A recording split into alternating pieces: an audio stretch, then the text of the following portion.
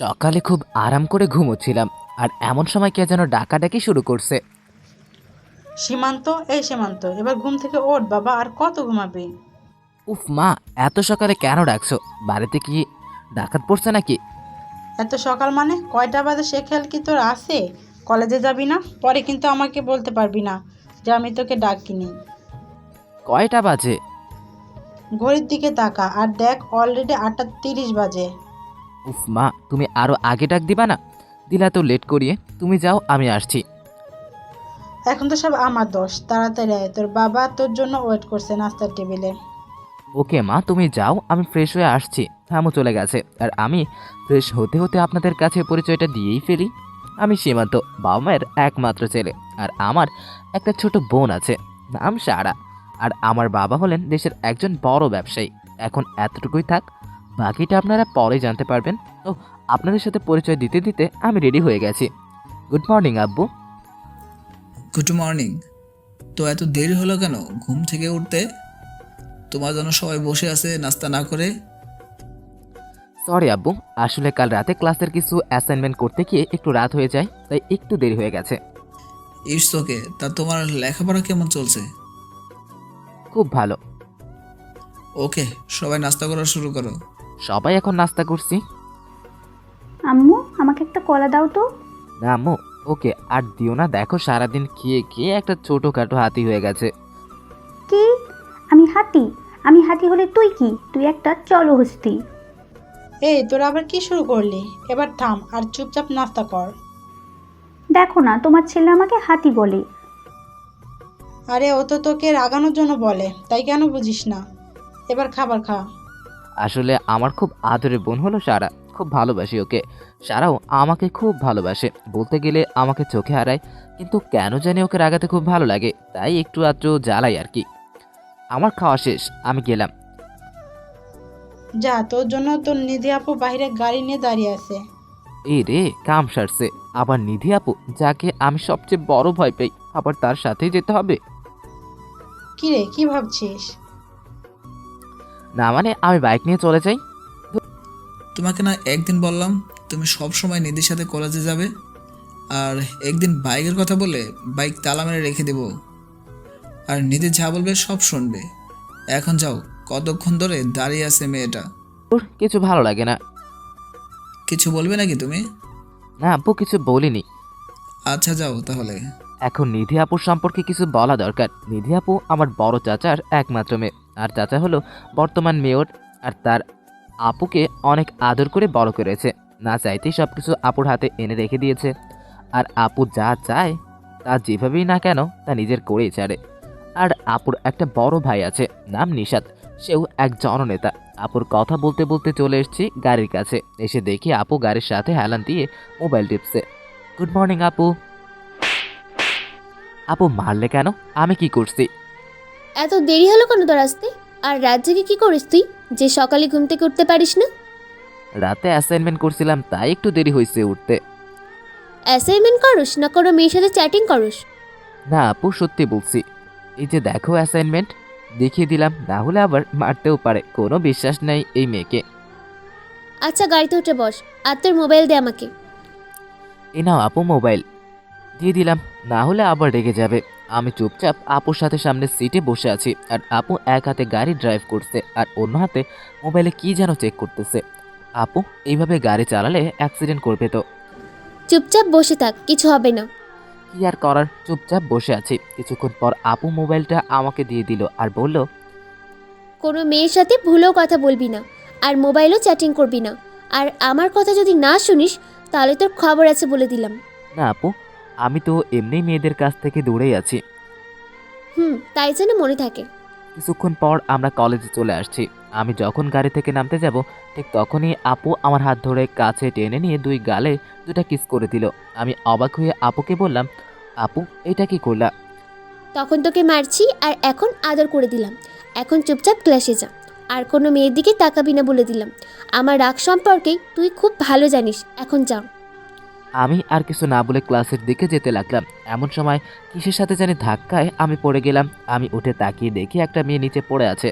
তার মানে মেয়েটার সাথে আমার ধাক্কা লেগেছে। তাই আমি মেয়ে হাত ধরে টেনে উঠালাম আর তার বইগুলো মাটি থেকে তুলে দিলাম। আই এম সো সরি, আসলে আমি দেখতে পাইনি। সরি বলতে হবে, আমিও আপনাকে দেখিনি। আমি যখন মেয়েটার সাথে কথা বলছিলাম তখন পিছনে তাকিয়ে দেখি নিধি আপু এদিকেই আসছে, আর আপুর চোখ মুখ একদম রাগে লাল হয়েছিল। আপু আমার কাছে এসেই ঠাস ঠাস করে মেয়েটাকে দুটো চড় মারলো আর বলতে লাগলো, তোর সাহস কি করা হয় সীমান্তকে ধাক্কা মেরে ফেলে দেওয়ার? আমি ইচ্ছে করে ওনাকে ধাক্কা মারিনি, বিশ্বাস করুন।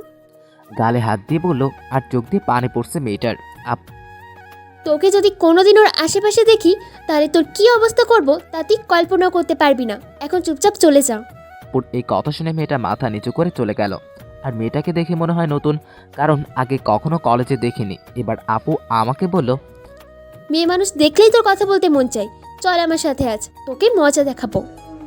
এই কথা বলে আপু আমাকে হাত ধরে টানতে টানতে একটা খালি ক্লাসরুমে নিয়ে গেল আর ভিতর থেকে দরজা লক করে দিল। আর আমাকে বলল, এখন বল ওই মেয়ের সাথে কেন কথা বললি? কথা বলেনি তো, আমি তো জাস্ট সরি বললাম ওনাকে, আর কিচ্ছু বলিনি। সরি বলার সময় কি এত হেসে হেসে সরি বলতে হয় নাকি? আর সরি বলতে এত সময় লাগে? তুই কি আমাকে শেখাস? আপু বিশ্বাস করো, আমি শুধু সরি বলেছি। শুনে রাখ, তোকে আমি আগেও বলেছি আর এখনো বলছি, তোকে যাতে কোনো মেয়ের সাথে না দেখি। যদি আবার দেখি তাহলে আমার চেয়ে খারাপ আর কেউ হবে না বলে দিলাম। এখন তুই ক্লাসে গিয়ে বসে থাক, আর কোনো মেয়ের দিকে তাকাবি না। আর টিফিন টাইমে ক্যান্টিনে আসবি, আমি অপেক্ষা করব। ঠিক আছে বলে ওইখান থেকে চলে আসলাম। আর হ্যাঁ, আপনাদের বলতে ভুলে গেছি, নিধি আপু এবার অনার্স দ্বিতীয় বর্ষে পড়ে ইংরেজির মাধ্যমে। আর আপু দেখতে অসম্ভব সুন্দর। কলেজ আর ভার্সিটির সব ছেলেরা আপুর জন্য পাগল, কিন্তু কেউ কিছু বলতে সাহস পায় না। দু একজন সাহস করে বলেছিল, তাদের অবস্থা আপু এত খারাপ করেছিল যে এরপর থেকে আর কেউ তার ধারে কাছেও আসে না, যতটুকু সম্ভব দূরে থাকে। আর অন্যান্য কলেজ ভার্সিটিতে নেতাতে করার ছেলেরা আর আমাদের এইখানে করে নিধি আপু, আর তাকে কেউ কিছু বলতেও পারে না। আমি ক্লাসে আসি আর এক এক করে ক্লাস করতে থাকি। কয়েকটা ক্লাস করার পর টিফিন পিরিয়ড চালু হয় আর আমি চুপচাপ ক্লাসে বসে আছি। আপুর কাছে যেতে ইচ্ছে করে না, গেলেই খালি মারে আর ধমকায়, তাই মন চায় না যেতে। চুপচাপ বসে বই পড়ছিলাম। এমন সময় আমার বেস্ট ফ্রেন্ড আতিক আমার কাছে এসে বলল, সীমান্ত, তুই এখানে বসে আসিস আর ওইদিকে নিধি আপু তোকে খুঁজতেছে। আমাকে বলেছে তোকে বলতে তাড়াতাড়ি ক্যান্টিনে যেতে, না হলে তোর খবর আছে। যাইতেছি, তুইও চল আমার সাথে। না ভাই, তুই একাই যা। নিধি আপুকে দেখলেই আমার কলেজায় পানি থাকে না। ওকে তুই থাক, আমি চাই। এই বলে চলে আসলাম ক্যান্টিনে। এসে দেখি নিধি আপু আর তার সাথে তার বান্ধবী রুহি আপু, কবিতা আপু আর বৃষ্টি আপু বসে আছে। আমি কেছে যেতেই আপু বলল, কি রে, তোর আসতে এত দেরি হলো কেন? কখন থেকে বসে আছি? না মানে একটু বই পড়তেছিলাম, তাই ছিল না আর কি। আচ্ছা এখন বস, আর কি খাবি অর্ডার কর। আপু আমার না তেমন খিদা নাই, আমি কিছু খাবো না। আমি এই কথা বলতেই আপু আমার দিকে চোখ গরম করে তাকালো। আমি তোকে খাবার অর্ডার করতে বলেছি, বেশি কথা বলবি না বলে দিলাম। আচ্ছা আপনি অর্ডার করুন, আপনি যা বলবেন তাই খাবো। এই তো গুড বয়। তারপর আপু বেশ কিছু খাবার অর্ডার করলো। আমি চুপচাপ খেতে লাগলাম। মাঝে মাঝে খেয়াল করে দেখি আপু খাওয়া বাদ দিয়ে আমার দিকে তাকিয়ে থাকে, আর আমি তাকাতেই মুচকি হেসে চোখটা নামিয়ে নেয়। আমি অল্প কিছু খেয়ে সেখান থেকে চলে আসি। আর আসার সময় আপু বলে ছুটি হলে যেন আমি তার জন্য দিয়ে থাকি, একসাথে বাসায় যাবে। অন্যদিকে নিধি আর তার বান্ধবীরা ক্যান্টিনে বসে গল্প করছিল। এমন সময় নিধির ফ্রেন্ড বৃষ্টি বলে ওঠে, নিধি, তোকে একটা কথা বলি। বল, তার জন্য কি আবার অনুমতি নিতে হবে নাকি? তোর চাচাতো ভাইটা না খুব কিউট, আর ওর চোখগুলো তো আরও সুন্দর। মানে তুই কি বলতে চাস? সোজাসুজি বল, এত নাটক না করে। নিধি, আমি মনে হয় সীমান্তের প্রেমে পড়ে গেছি। কি? পুরোপুরি রেখে নিধি চোখ পুরা লাল হয়ে গেছে। নিধি প্লিজ দোস্ত, কিছু একটা ব্যবস্থা করে দে। আমি জানি ও আমার 2 বছরের জুনিয়র, কিন্তু কি করব, আগে থেকেই ওকে ভালো লাগতো, তাই আজ তোকে বলে দিলাম, একটা ব্যবস্থা করে দে। ও তো তোর চাচাতো ভাই। এই কথা শোনার সাথে সাথে নিধি বসা থেকে দাঁড়িয়ে যায় আর রাগে মাথা আগুনের মতো গরম হয়ে যায়। আর নিধি বৃষ্টিকে বলে, বৃষ্টি, এবার তুই থাম, যা বলার বলছস, আর কিছু বলবি না। আজকের পর যদি আমি তোর মুখ থেকে সীমান্তের নামও শুনি তাহলে আমি ভুলে যাব তুই আমার ফ্রেন্ড। আর তোকে যাতে কোনোদিন সীমান্তের আশেপাশেও না দেখি। যদি দেখি তাহলে আমি কি করব তা আমি নিজেও জানি না। এই কথা নিধি সেখান থেকে চলে যায়। আর বৃষ্টি সহ সবাই ওখানেই বোকার মতো দাঁড়িয়ে থাকে। নিধি অনেক রাগী সবাই জানে, কিন্তু সীমান্তের কথা বলতেই এতটা রেগে যাবে কেউ ভাবেনি। কলেজ ছুটির পর আমি আপুর গাড়ির কাছে দাঁড়িয়েছিলাম। এমন সময় দেখি আপু আসতেছে, কিন্তু আপুর মুখটা কেমন জানি গম্ভীর দেখাচ্ছে, মনে হয় কোনো বিষয় খুব চিন্তায় আছে। আর আপু আমার কাছে এসেই আমাকে বলল, সীমান্ত, তুই আর কোনো সময় বৃষ্টির সাথে কথা বলবি না, এমনকি ওর সামনে কখনো যাবি না, ওর থেকে দূরে থাকবি। কেন আপু? বৃষ্টি আপু আবার কি করলো? উনি তো খুব ভালো। এই কথা বলে মনে হয় খুব বড় ভুল করেছি। আপু দেখে রেগে গেছে। ওই কি বলি তুই? বৃষ্টি খুব ভালো, আর আমি কি তোর কাছে জানতে চাইছি নাকি যে কে ভালো আর কে খারাপ? তুই শুধু ওর সাথে মিশবি না। কিন্তু কেন তা বলবে তো? কেন মিশবি না তা তো জানা লাগবে না, আমি যা বলবো তাই শুনবি। এখন গাড়িতে বস। আমি আর কিছুই বললাম না, কারণ আপু একবার যা বলবে তাই শুনতে হবে, না হলে আবার হিতে বিপরীত হতে পারে। আপু দেখছি গাড়ি চালাচ্ছে আর কি যেন ভাবছে। আমি ভয় কিছু জানতে চাইনি। আর কিছুক্ষণ পরেই আমার বাসায় চলে আসি। যখন আমি গাড়ি থেকে নামছি তখন আপু বলল, শোন, এখন বাসায় গিয়ে রেস্ট নিবি, আর কোথাও যাবি না। আর রাতে আমি কল দেবো, রিসিভ করবি। না ধরলে বাসায় এসে তোর ক্লাস আমি নিব। আচ্ছা আপু ঠিক আছে, আমি কল ধরবো। ওকে, ভিতরে যা। আমি চলে আসলাম। আর আমি যতক্ষণ না ভিতরে যাই ততক্ষণ পর্যন্ত আপু বাইরে গাড়ি নিয়ে দাঁড়িয়ে থাকে। আমি ভিতরে গেলে পরে চলে যাই। আমি বুঝি না আপু আমার প্রতি কেন এত নজরদারি করে। বাসায় আসার পর ফ্রেশ হয়ে আসলাম। আম্মু খাবার দিল, আমি খেয়ে রুমে চলে আসলাম। আর এভাবেই দিন পেরিয়ে রাত হয়ে গেল। রাতে কিছুক্ষণ পরার পর আম্মু খাবার খেতে ডাকে। নিচে গিয়ে দেখি সবাই বসে আছে টেবিলে। আমি গিয়ে সবার সাথে খাওয়া শুরু করলাম। তখন আব্বু বলল, সীমান্ত, আজ ক্লাস ঠিকঠাক মতো করছো? কোনো সমস্যা হয়েছে? না আব্বু, কোনো সমস্যা হয়নি। ওকে, ভালো। কোনো সমস্যা হলে আমাকে সাথে সাথে জানাবে। ঠিক আছে আব্বু। এবার সবার সাথে টুকটাক কথা বলে খাবার খেয়ে রুমে চলে আসলাম। এসে মোবাইলের দিকে তাকিয়ে আমার চোখ চরক গাছ উঠেছে, কারণ আপু আমাকে 10 বার কল দিয়েছিল। তাই আমি সাথে সাথে আপুকে কল ব্যাক করি। আর কল রিসিভ করেই ধমক দিয়ে আপু বলল, ওই কোথায় ছিলে এতক্ষণ? আমি তোকে কয়বার কল দিছি, শুনতে পাস নাই? আপু আমি তো খাবার খাইতেছিলাম, আর ফোন রুমে ছিল তাই কল ধরতে পারি নাই। তো মোবাইলটা সাথে নেওয়া যায় না? জানিস কত চিন্তা করতেছিলাম। আরে এত চিন্তার কি আছে আপু? আর তুমি আমাকে নিয়ে এত চিন্তা করো কেন আপু? কেন চিন্তা করি তুই বুঝিস না? কি বললে বুঝি না? আমি সব বুঝি। সত্যি তুই বুঝিস? বলতো কেন এত তোকে নিয়ে চিন্তা করি? কারণ আমি তোমার ছোট ভাই, তাই তুমি এত টেনশন করো আমাকে নিয়ে। কুত্তা, তুই ঘোড়ার ডিম বুঝিস। আর শোন, কালকে আমি ভার্সিটি যাব না, আর তুই কিন্তু বৃষ্টির সাথে কথা বলবি না। যদি বলিস তাহলে কিন্তু খারাপ কিছু হবে বলে দিলাম। আচ্ছা ঠিক আছে, বলবো না। এইভাবে কিছুক্ষণ আপুর সাথে কথা বলে ফোন রেখে দিলাম। আর কিছুক্ষণ পড়াশোনা করে ঘুমিয়ে পড়লাম। সকালে আমার ছোট বোন সারা আমাকে ঘুম থেকে ডেকে দিল। তারপর আমি ফ্রেশ হয়ে নাস্তা করে বাইক নিয়ে চলে গেলাম কলেজে। আপু না গেলে আমি বাইক নিয়ে কলেজে যাই, আর আপু গেলে আপুর সাথে গাড়িতে যেতে হয়। কলেজে গিয়ে 2টি ক্লাস করে আমি আর আতিক মাঠের এক কোণায় বসেছিলাম। এমন সময় কোথা থেকে যেন বৃষ্টি আপু আমার কাছে আসলো। তার সাথে আর 2জন মেয়ে ছিল। বৃষ্টি আপু আমাকে বলল, সীমান্ত, এখানে কি করো? কিছু করে না আপু, বসে আছে। কিছু বলবেন? তোমার সাথে কিছু কথা আছে, একটু চলো তো আমার সাথে। আপু একা আসবো? একা আসলে ভালো হয়। ঠিক আছে চলেন। আপুর সাথে আসলাম, কারণ আমি যদি এখন না করি তাহলে আপু কষ্ট পাবে, কারণ আপুর সাথে আরও 2জন মেয়ে ছিল।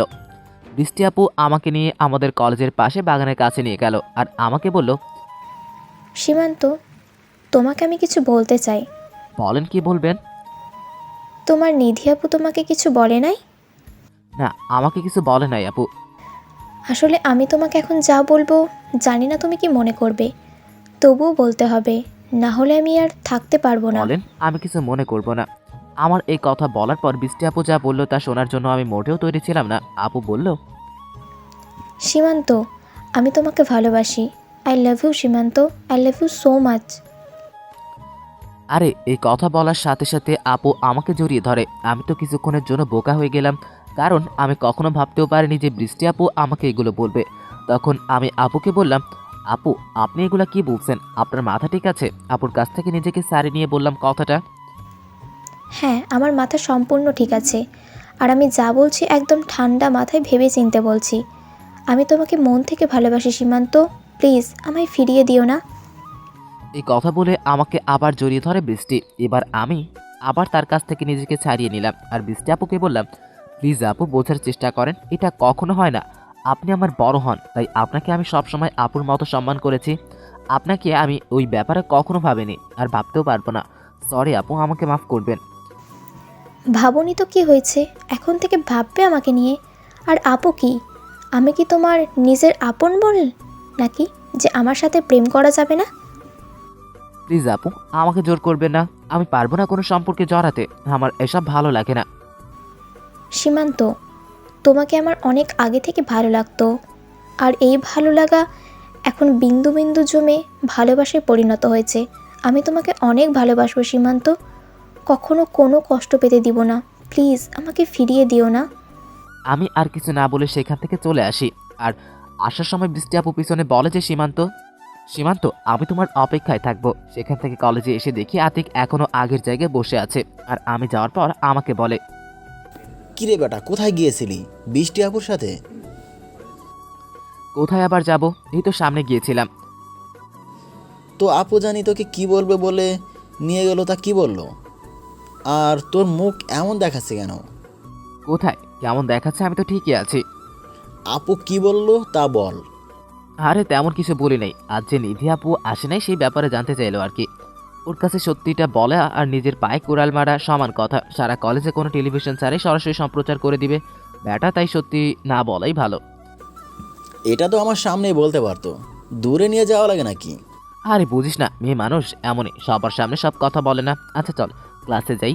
হ্যাঁ চল যাই। আমি আর আতিক ক্লাসে চলে আসলাম, কারণ আর কিছুক্ষণ ওখানে থাকলে আতিক হাজারটা প্রশ্ন করতো, তার থেকে ভালো চলে আসা, তাই চলেই আসলাম। এভাবে আমার বাকি ক্লাসগুলো হওয়ার পর কলেজে ছুটি হয়ে যায় আর আমি বাইক নিয়ে বাসায় চলে আসি। বাসার ভিতরে ঢোকার সাথে সাথে আমার ছোট বোন সারা বলল, ভাই চলে আসছিস, তাড়াতাড়ি তোর রুমে যা। কেন রে, আমার রুমে কি আগুন লাগছে? পানি নিয়ে যাওয়া লাগবে নাকি তাড়াতাড়ি? একটু মজা করে বললাম আর কি।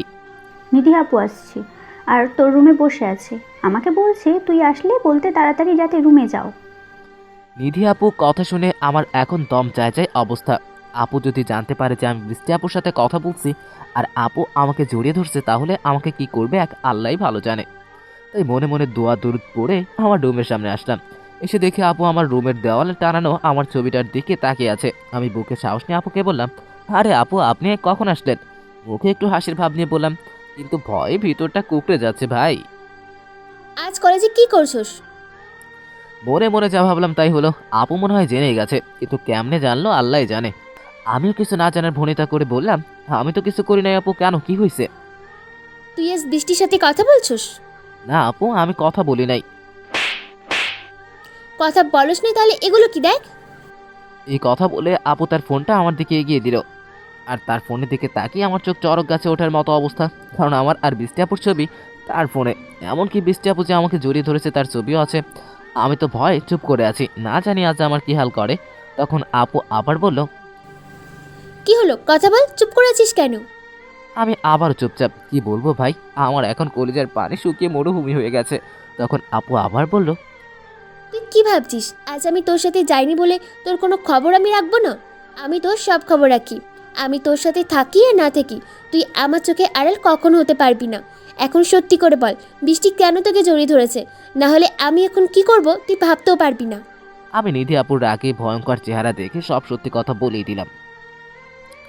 আর আমার মুখ থেকে এই কথা শোনার পর নিধি আপু বলল, কি বললি? বৃষ্টি তোকে প্রপোজ করেছে? আপুর চেহারার দিকে তাকানো যাচ্ছে না, এত পরিমাণ রেগে আছে। তুই কি বলছিস ওকে?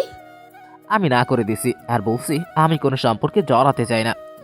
আচ্ছা তুই থাক, আমি যাই, আমার একটা কাজ আছে। আর কোনো মেয়ে যদি কল দেয় ধরবি না বলে দিলাম। এই কথা বলে নিধি চলে গেল, কিন্তু একটা বিষয় খেয়াল করলাম, আপু তো খুব রেগে আছে, কিন্তু আমাকেও তেমন কিছু বলে নাই। আল্লাহ জানে এখন কি করে।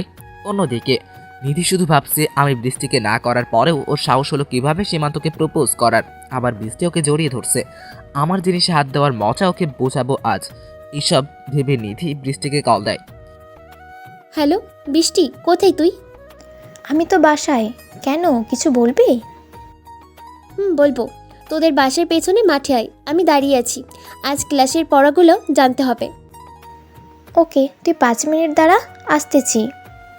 এই কথা বলে কল রেখে দেয়। আর নিধির রাগ যেন ক্রমশই বাড়ছে। সে কি করবে তা সে নিজেও জানে না। নিধি শুধু জানে সীমান্ত একমাত্র ওর, আর নিধির জিনিসে কেউ হাত দিবে তা সে হতে দিবে না। নিধি এইসব ভাবতে ভাবতেই বৃষ্টি চলে আসে, আর এসেই বৃষ্টি বলে, কী রে নিধি, তুই আমার বাসার সামনে চলে এলি? পড়া তো ফোন করেই জানতে পারতি। কেন, এসে কি তোকে বিপদে ফেললাম নাকি? আরে না, বিপদ কেন হতে যাবে? আর তুই কখনো এদিকে আসিস না তো, তাই বললাম আর কি। আচ্ছা, একটা কথা বলবি সত্যি করে? কি কথা বল, তোর কাছে কি আমি মিথ্যে বলি? আজ নাকি তুই সীমান্তকে প্রপোজ করছস? তোকে কে বললো এসব কথা? আমি যা বলছি তার উত্তর দে। তুই যেহেতু জেনেই গেছিস, তাহলে আর লুকিয়ে লাভ কি? হ্যাঁ, আমি সীমান্তকে প্রপোজ করেছি, কারণ আমি ওকে পছন্দ করি। আমি কিন্তু তোকে মানা করেছিলাম, বলেছিলাম সীমান্তের আশেপাশে না যেতে। আমি গেলে তোর সমস্যা কোথায়? তুই কে আমাকে না করার? তুই নাকি আজকে ওকে জড়িয়ে ধরছিস? হ্যাঁ, দৌড়ছি, তাতে কি হয়েছে?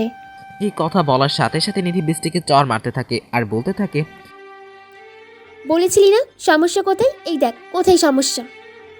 এইভাবে বলতে থাকে আর বৃষ্টিকে মারতে থাকে। তখন বৃষ্টি বলে, নিধি, তুই আমাকে এভাবে কেন মারছিস? আমি তো কোনো তোর ক্ষতি করিনি। কি বলি তুই? আমার কোনো ক্ষতি করিসনি। তুই আমার সবচেয়ে বড় ক্ষতি করতে চাইছিস। তুই আমার কলিজায় হাত দিচ্ছিস। কলিজা? কে তোর কলিজা? কি আমার জানতে চাস? তাহলে শোন, সীমান্ত আমার কলিজা, আমার ভালোবাসা, আমার সব। আর তুই আমার সেই কলিজায় হাত দিচ্ছিস। আমি তোর সেই হাত আজ ভেঙে দিব। প্লিজ এমন করিস না, আমি না তোর বান্ধবী হই, মাফ করে দে নিধি। মাফ করবো তোকে? আমি তোকে না করার পরও তুই আমার কথা শুনিসনি। আর তুই কেন? আর যদি আমার আপন বোন হতো তাহলে আমিও ছাড়তাম না, কারণ যে নিধির জিনিসে হাত দেয় তার হাত নিধি ভেঙে দেয়। এই কথা বলে নিধি তার গাড়ি থেকে হকস্টিক বের করে আর এটা দিয়ে বৃষ্টির বাম হাতে 4টা বাড়ি মারে খুব জোরে, যার ফলে বৃষ্টির হাত ভেঙে যায়। তারপর যাওয়ার জন্য নিধি গাড়িতে ওঠে, আর যাওয়ার সময় নিধি বৃষ্টিকে বলে, শুধু একবার আমার কথা না শুনে সীমান্তর কাছে গেছিস, তার জন্য তোর এক হাত ভেঙে দিচ্ছি। আর যদি ভুলেও সীমান্তর কাছে যাওয়ার চেষ্টা করিস তাহলে তোর কী অবস্থা করব তা আমি নিজেও জানি না। এই কথা বলে নিধি গাড়ি নিয়ে চলে যায়। বৃষ্টিকে যখন নিধি মারছিল তখন কিছু ছেলে তা দাঁড়িয়ে দেখছিল, কিন্তু নিধির ভয়ে তারা কেউ বাধা দেয় নাই, কারণ সবাই জানে নিধিকে কিছু বললে তার ভাই নিশাদ কাউকে ছাড়বে না, তাই সবাই চুপ ছিল। নিধি যাওয়ার পর ওই ছেলেগুলো বৃষ্টিকে ধরে তার বাসায় দিয়ে আসে। আর এদিকে নিধি আমার রুম থেকে যাওয়ার পর আমি ফ্রেশ হতে ওয়াশরুমে যাই। আয়নার সামনে দাঁড়িয়ে দেখি নিধি আপু যে আমাকে চর মেরেছিল তার দাগ পড়ে গেছে আমার গালে। এখন চিন্তা হচ্ছে যে আম্মু যদি গালে দাগ দেখে কিছু বলে তাহলে আম্মুকে কি বলবো। আর এসব ভাবতে ভাবতে ফ্রেশ হয়ে নিচে যাই খাবার খেতে। আর এখন আমার ছোট বোন আমাকে বলে, ভাইয়া, তোর গালিটা কিসের দাগ? মনে হয় কেউ চড় মারছে। কিছু না, গালে মশা বসছিল আর এটাকে মারতে গালে দাগ পড়ে যায়। তখন পাশে থেকে আম্মু বলে ওঠে, সব কিছুতে এত কেয়ারলেস কেন তুই? এত জোরে কেউ থাপ্পড় দেয় গালে? কি অবস্থা করছিস দেখছিস? আমি বুঝতে পারিনি আর এমন হবে না, সরি আম্মু। আসলে এত বড় হয়েছে কিন্তু আম্মু আব্বু আজ পর্যন্ত কখনো আমার গায়ে হাত তোলেনি। আমরা দুই ভাই বোনকে তারা অনেক ভালোবাসে, যার জন্য আমাদের ছোট একটা আঘাতও তারা মানতে পারে না। পাশে তাকিয়ে দেখি আমার বোনটা মিটমিট করে হাসছে, কারণ এখনও অজানা। তখন আম্মু বলল, নিধি কেন আসছিল রে? কেন আবার আসবে, এমনি হাসছে। আর নিধি আপু তো প্রতিদিন আসে, এটা আবার নতুন কি? খুব শান্তভাবেই বললাম, তাতে কিছু বুঝতে না পারে। আসলে ঠিক তা নয়, মেয়েটা যখন আসলো দেখলাম চেহারাটা কেমন গম্ভীর ছিল, তাই তোকে বললাম। তুই কিছু করছিস নাকি? অন্য সময় মেয়েটা কত হাসি খুশি থাকে। না মা, আমি কিছু করি নাই, হয়তো এমনি মন খারাপ ছিল। যাই বলিস, মেয়েটা খুব ভালো আর তোকে খেয়াল রাখে। তোর জন্য এমন একটা মেয়েকে বউ করে আনবো। আমি আর কিছু না বলে চুপচাপ খেয়ে রুমে চলে আসলাম, কারণ ওখানে কথা বললেই আম্মু আরও নানান কথা জুড়ে দিবে, তাই চলে আসলাম। এরপর বিকালে কিছু সময় বাইরে গিয়ে বন্ধুর সাথে আড্ডা দিয়ে সন্ধ্যায় বাসায় এসে যেই পড়তে বসলাম তখন নিধি আপু কল দেয়। কি রে, কি করিস? এই তো আপু, পড়তে বসলাম মাত্র। এখন বই নিয়ে আমাদের বাসায় আয়, আমার সাথে পড়বি। না আপু, আজ না, কাল আসবো। গেলেই আপুর নানা রকম অত্যাচার, তাই যেতে মন চায় না। কি বললি? তুই আসবি না? তাহলে কিন্তু আমি এখন চাচিকে কল দিব। না না, আমি আসছি। কাউকে কল দেওয়া লাগবে না। এই মেয়েকে মোটেও বিশ্বাস নাই, কল দিয়ে আবার কি বলবে আম্মুকে। তাই আমি আমার কিছু বই নিয়ে আপুদের বাসায় চলে আসলাম। আসার সময় আম্মু জানতে চাইছিল কোথায় যাই। নিধি আপুর কথা বলার পর আর কিছু বলে নাই। আপু বাসায় এসেই চাচির সাথে দেখা, তখন চাচি বলে, কি রে সীমান্ত, তুই তো আমাদের বাসায় এখন আর আসিস না, খুব বড় হয়ে গেছিস। না চাচি, আসি তো। আসলে সারাদিন কলেজ করে বেশি সময় পাই না, তাই আর কি কম আসি। আপু কোথায়? এখন থেকে প্রতিদিন আসবি, নিধিও রুমে আছে, যা উপরে। আমি ওপরে চলে আসলাম। এসে দেখে আপু তার মোবাইলে কি যেন দেখতেছে আর মুসকে মুসকে হাসছে। আপুই এই মুসকে হাসিটা অনেক সুন্দর, যা বলে বোঝাতে পারবো না। আর তার সাথে ঠোঁটের নিচের তিলটা যেন সেই হাসির মহিমা আরো 1000 গুণ বাড়িয়ে দেয়। আপুর এই হালকা ঠোঁট বাঁকানো মুসকে হাসিটা বারবারই আমার মনে ভালো লাগা সৃষ্টি করে, কিন্তু তা কখনো আপুকে বলা হয়নি। আর এমন সময় আপু দেখে ফেলে যে আমি দাঁড়িয়ে আছি দরজার সামনে। আপু সাথে সাথে তার ফোনটা রেখে দিয়ে আমাকে বলে, কি রে, কখন আসলি? আর ভেতরে আয়। এইমাত্র আসলাম। এই বলে আমি গিয়ে একটা চেয়ার টেনে পড়ার টেবিলে বসলাম। আর তখন আপু তার চেয়ারটা আমারটার সাথে লাগিয়ে বসলো। তখন আপু বলল, কি খাবি বল? কিছু খাবো না এখন, কিছুক্ষণ পরে চলে যাব। আমি জানি নিজেও পড়বে না, আমাকেও পড়তে দিবে না, শুধু এটা ওইটা বলবে। কিছু তো তোকে খেতেই হবে। আজ তোর জন্য আমি নিজে হাতে সিঙ্গারা বানিয়েছি। আপনি আমার জন্য সিঙ্গারা বানিয়েন? তাইলেই খাবো। আগে একটু পরেই তারপরে খাবো। আসলে সিঙ্গারা আমার খুব প্রিয়, তাই নাম শুনলেই জিভে জল এসে যায়। আচ্ছা সীমান্ত, একটা কথা বলি তোকে, শুন তো। না, এখন কথা শোনার ইচ্ছে নেই, পরে বললেন। না, তোকে এখনই শুনতে হবে। আচ্ছা বলেন। জানি বলবেই, শুধু শুধু ভাব ধরে পারমিশন চায়। তুই কাউকে পছন্দ করিস? মানে কাউকে ভালোবাসিস? না, কাউকে পছন্দ করি না, ভালোবাসি না। আচ্ছা, যদি তোকে কেউ ভালোবাসে আর সে যদি তোর বয়সে একটু বড় হয়, কি করবি তুই? কি আর করব, না করে দিব। একে তো আমি প্রেম করতে চাই না, তারপরও যদি সে আমার বড় হয় তাহলে তো অসম্ভব। বড়দের সাথে আবার প্রেম হয় নাকি? আমার জুনিয়র হলে ভেবে দেখতাম। এই কথা বলার সাথে নিধি আমার শার্টের কলার টেনে মুখের এনে বলল, কেন সিনিয়র মেয়ের সাথে প্রেম করা যাবে না? কোনো আইনে কি মানা আছে নাকি? আর মানা থাকলেও তোকে করতে হবে। আমাকে করতে হবে মানে? না মানে কি? না মানে কিছু না, তুই বস, আমি তোর জন্য সিঙ্গারা নিয়ে আসছি। এই কথা বলে নিধি আপু চলে গেল। আপু কিছু কথা মাঝে মাঝে আমার মাথার উপর দিয়ে যায়। নিজেই বলে মেয়েদের সাথে না মিশতে, আবার নিজেই বলে সিনিয়র মেয়ের সাথে প্রেম করতে। বুঝি না কিছুই। অন্যদিকে নিধি ভাবছে, আমাকে তো তোমায় ভালোবাসতেই হবে মিস্টার সীমান্ত, কারণ তুমি যে আমার ছোট্ট হৃদয়টার ঘর বানিয়ে বসে আছো। তার কি হবে? তুমি শুধু দেখো তোমার মনে এই সিনিয়র মেয়ে কিভাবে জায়গা করে নেয়। এসব ভাবতে ভাবতে নিধি সীমান্তের জন্য সিঙ্গারা নিয়ে আসে আর বলে, এই নে তোর প্রিয় সিঙ্গারা। দাও, আগে খাই পরে সব। এই বলে একটা নিলাম খাওয়ার জন্য। খা এখন। যখন আমি একটা সিঙ্গারার অর্ধেকটা খেলাম, আমার কাছে মনে হলো ঝালে আমার মুখ পুড়ে যাচ্ছে। আমি তখন পানি খুঁজতেছিলাম, কিন্তু কোথাও পানি নাই। তাই যখন আমি পানি বলে চিৎকার করতে যাব, ঠিক তখনই নিধি আপু আমার দু গালে হাত দিয়ে টেনে ধরে আমার ঠোঁটে তার ঠোঁট মিশিয়ে দেয়। ওই মুহূর্ত আমার কি করা উচিত ছিল আমার জানা ছিল না। আর আমিও নিধিকে কোনো রকম বাধা দেই নাই, কারণ আমি ঝাল একদম সহ্য করতে পারি না। আর আমার কাছে তখন ঝালটা কম লাগতে শুরু করলো। আর নিধি আমাকে প্রায় 5 মিনিট পর ছেড়ে দেয়। যখন নিধি আপু আমাকে ছেড়ে দেয় আর আমার ঝালটা কমে যায়, তখন আমার মনে হয় এতক্ষণ কি হয়েছিল। আর এসব ভেবে আমি লজ্জায় নিধির দিকে তাকাতেই পারছিলাম না। তাই আমি কিছু না বলে তার রুম থেকে বের হয়ে বাসায় চলে আসি। আর বাসায় আসতেই আমার বোন আমাকে বলে, ভাইয়া, তোর ঠোঁটে লিপস্টিক কোথা থেকে আসলো? তুই কি লিপস্টিক দেওয়া শুরু করলি নাকি? হ্যাঁ, কোথায় লিপস্টিক দেখতি তুই? মজা করিস আমার সাথে? এইটা বলে হাত দিয়ে মুছে দিলাম, যাতে ভালো করে বুঝতে না পারে। এই তো এখন তুই মুছে দিলি হাত দিয়ে। আরে না, আমি আসার সময় একটা কার্লার আইসক্রিম খেয়েছিলাম, মনে হয় ওইটাই লেগে গেছে। ভাইয়া, আমার কাছে মনে হয় ডাল মে কুছ কালা হে। আমিও কিছু না বলে রুমে চলে আসি। আর মাথায় শুধু এই ব্যাপারটাই বারবার আসছে, কি থেকে কি হয়ে গেল। আমি এখন কিভাবে আপুর সামনে যাব? কিন্তু একটা ব্যাপার বুঝলাম না, আপু কেন এমনটা করলো আমার সাথে? তাহলে আপু কি আমাকে ভালোবাসে, নাকি অন্য কিছু বিষয়? না, আমার মাথায় আসছে না। রাতে আম্মু খাবার খেতে ডাকলো, কিন্তু আমি না করে দেই, কারণ যে জিনিস খাইছি ওইটা এখনো মুখে লেগে আছে। সত্যি বলতে আমারও ভালোই লাগছিল তখন। জীবনে প্রথম কোনো মেয়ের ঠোঁটের ছোঁয়া, অনুভূতিটা ভাষায় প্রকাশ করার মতো না। আর এসব ভাবতে ভাবতে রাতটা কখন পার হয়ে যায় বলতেও পারবো না, যার জন্য খুব ভালো একটা ঘুমও হয় নাই। সকালে ঘুম থেকে উঠে ফ্রেশ হয়ে নাস্তা করে কলেজে চলে যাই।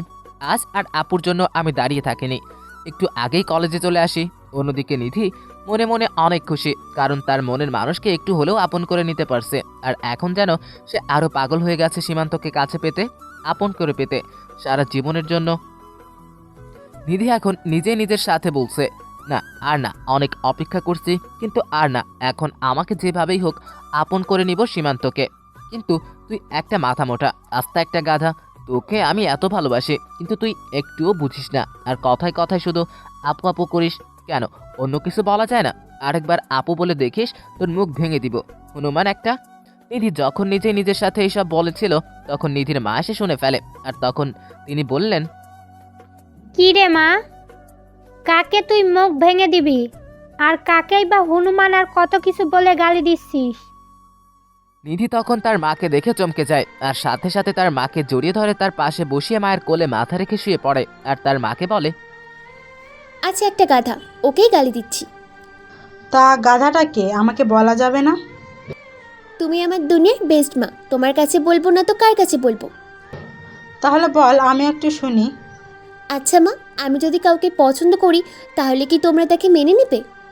নিধির মা তার মেয়ের নাকটা টেনে দিয়ে বলে, কেন মেনে নিব না? অবশ্যই মেনে নিব, কারণ তুই সুখে থাকলে আমরাও সুখী। আর ছেলেটা যদি আমার একটু ছোট হয় তাহলে তোমাদের কোনো সমস্যা হবে? আমাদের কেন সমস্যা হবে? জীবনটা তোর, আর তুই সবচেয়ে ভালো বুঝিস কিভাবে তুই ভালো থাকবি আর কার সাথে সুখী থাকবি। যদি তোরা একে অপরকে পছন্দ করিস বা ভালোবাসিস, তাহলে বিষয়টা তাহলে বয়সটা কোনো বিষয় না। তোর যা ভালো লাগে কর, আমরা তোর পাশে আছি। নিধি তখন খুশিতে তার মাকে জড়িয়ে ধরে কেঁদে দেয় আর বলতে থাকে, আমি জানতাম তোমরা আমার কথা কখনো ফেলবে না, তোমরা হলে পৃথিবীর সবচেয়ে ভালো বাবা মা। হয়েছে পাগল মেয়ে, তার জন্য কি এখন কাঁদতে হবে নাকি? আর এখন বল, কোন সে জুনিয়র ছেলে যে আমার পরীর মতো মেয়ের মন চুরি করছে? একদিন বাসায় নিয়ে আয়, আমরাও দেখি।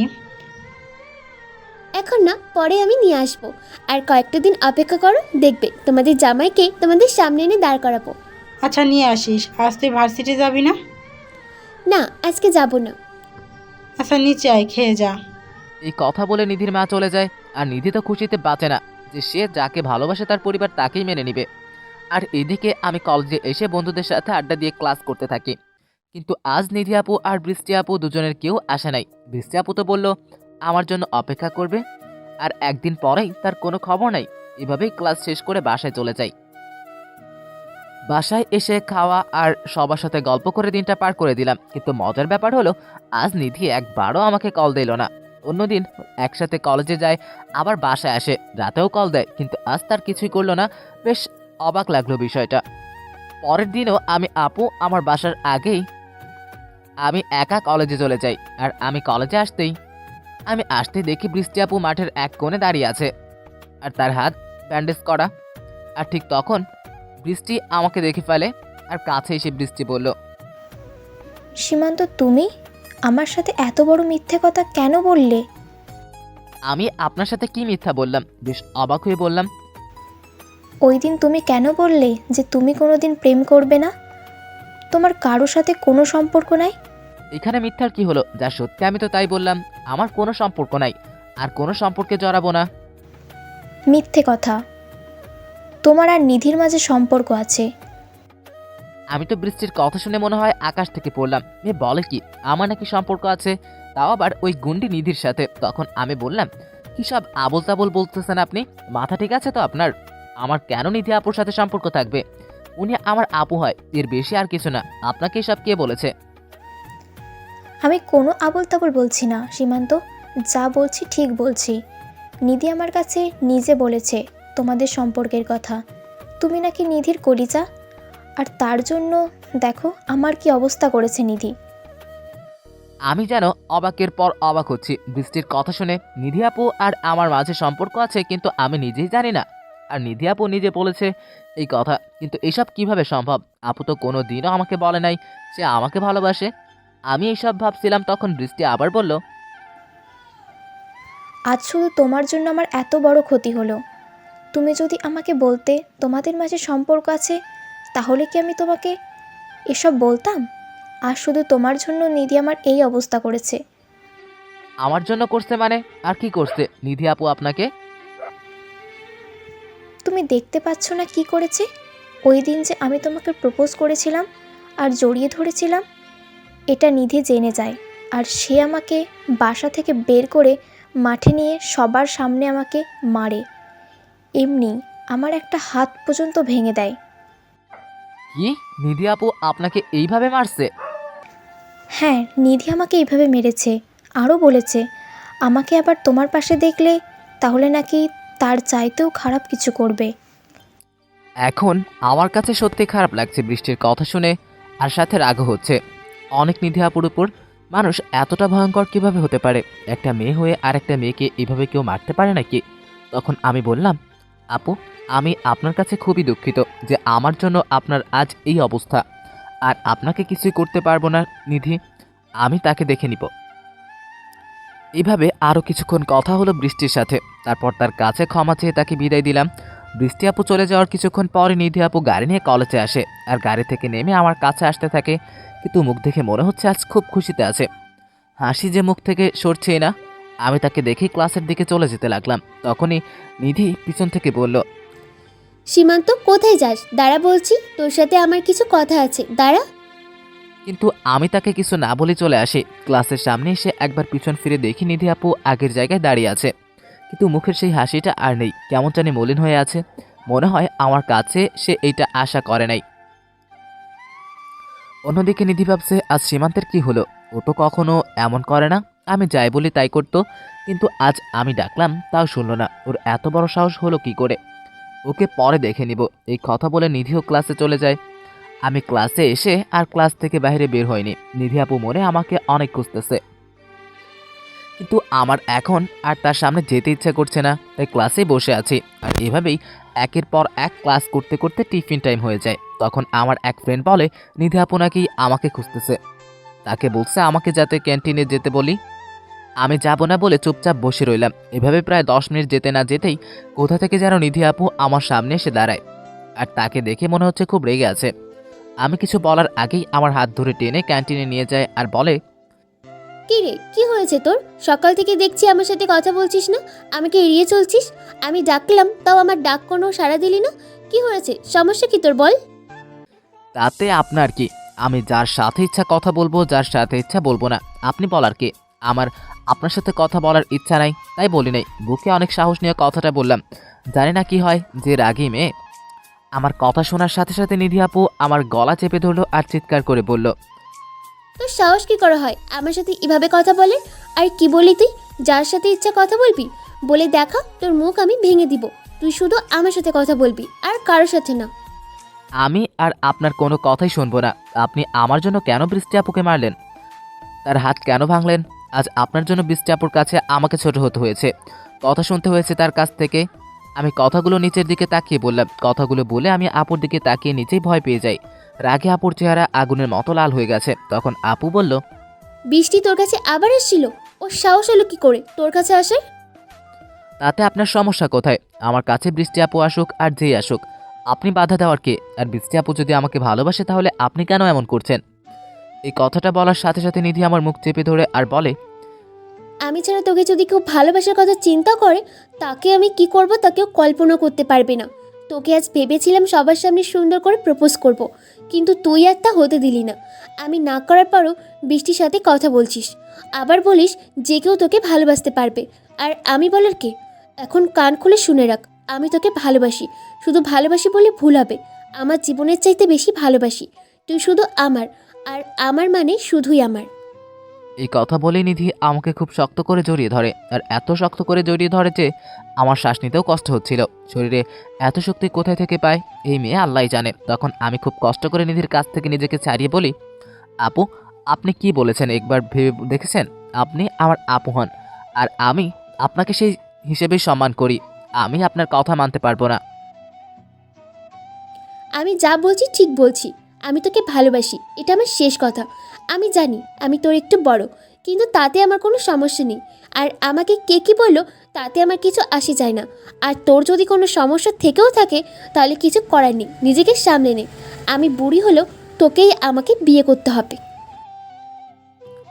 আমি নিধির কথা শুনে বেহুশ হবার অবস্থা। কোনো মানুষ যে এইভাবে একজনকে প্রেম নিবেদন করতে পারে তা নিধিকে না দেখলে বিশ্বাস করতাম না। আর প্রপোজ করা বললে ভুল হবে, ও তো আমাকে রীতিমতো থ্রেট করলো। তখন আমি বললাম, আপু আপনি বোঝার চেষ্টা করেন, এটা কখনো হয় না। আপনি আমার চাচাতো বোন, আর এটা পরিবারের কেউ মানবে না। আর পরিবার মানলেও আমার পক্ষে এটা কোনোভাবেই সম্ভব না। সীমান্ত, তুই ভালো করে জানিস এই নিধি একবার যা চায় তার না পাওয়া পর্যন্ত দু চোখের পাতা এক করতে পারে না। আর আমি তো তোকে আমার জীবনের চাইতে বেশি চাই। তুই কিভাবে ভাবলি আমি তোকে এত সহজে ছেড়ে দিব? তোকে তো আমার মনের ঘরে রাজা করেই ছাড়বো, হয় আপোষে করব, না হলে জোর করে করব, কিন্তু তুই শুধু আমার। আর এই কথা বলে নিধি ক্যান্টিনের সবার সামনে আমার ঠোঁটের ভিতর তার ঠোঁট বসিয়ে দেয়। আর আমার মাথায় চুল এমনভাবে খামচে ধরে যে আমি কোনোভাবেই সারতে পারি না। তারপর সে তার ইচ্ছে মতো কিস করে প্রায় 6 মিনিট পরে আমাকে ছেড়ে দিয়ে হাঁপাতে হাঁপাতে বললে, এটা তো কেবল শুরু শোনা। নিধি খুব ভালো করেই জানে নিজের পছন্দের জিনিস কিভাবে নিজের করে নিতে হয়। আমি হাত দিয়ে ঠোঁটটা মুছে তাকে বললাম, এতগুলা মানুষের সামনে কিস করতে আপনার লজ্জা করে নাই? আর আপনি আমার চাচাতো বোন ছাড়া আর কিছুই না। আমি কখনো আপনাকে ভালোবাসবো না। আপনি যা করার করেন। রেগে গিয়েই কথাটা বললাম, কারণ সবার সামনে কিস করেছে এটা ভাবতেই কেমন যেন লাগছে। তখন নিধি আমার সামনে এসে বলে, তুই কি আমাকে চ্যালেঞ্জ করছিস মিস্টার সীমান্ত? ও মা গো, এই মেয়ে দেখি আবার সিনেমাটিক স্টাইলে অভিনয় করতে পারে। তখন আমি বললাম, হ্যাঁ আমি আপনাকে চ্যালেঞ্জ করছি। ওকে ঠিক আছে, তাহলে তুমিও দেখো এই নিধি কি করতে পারে। আমি আর কিছু না বলে সেখান থেকে চলে আসলাম। এসে ক্লাসে বসে বাকি ক্লাসগুলো করে বাসায় চলে আসি। অন্যদিকে নিধি বাসায় গিয়ে শুরু করেছে আর এক কাহিনী।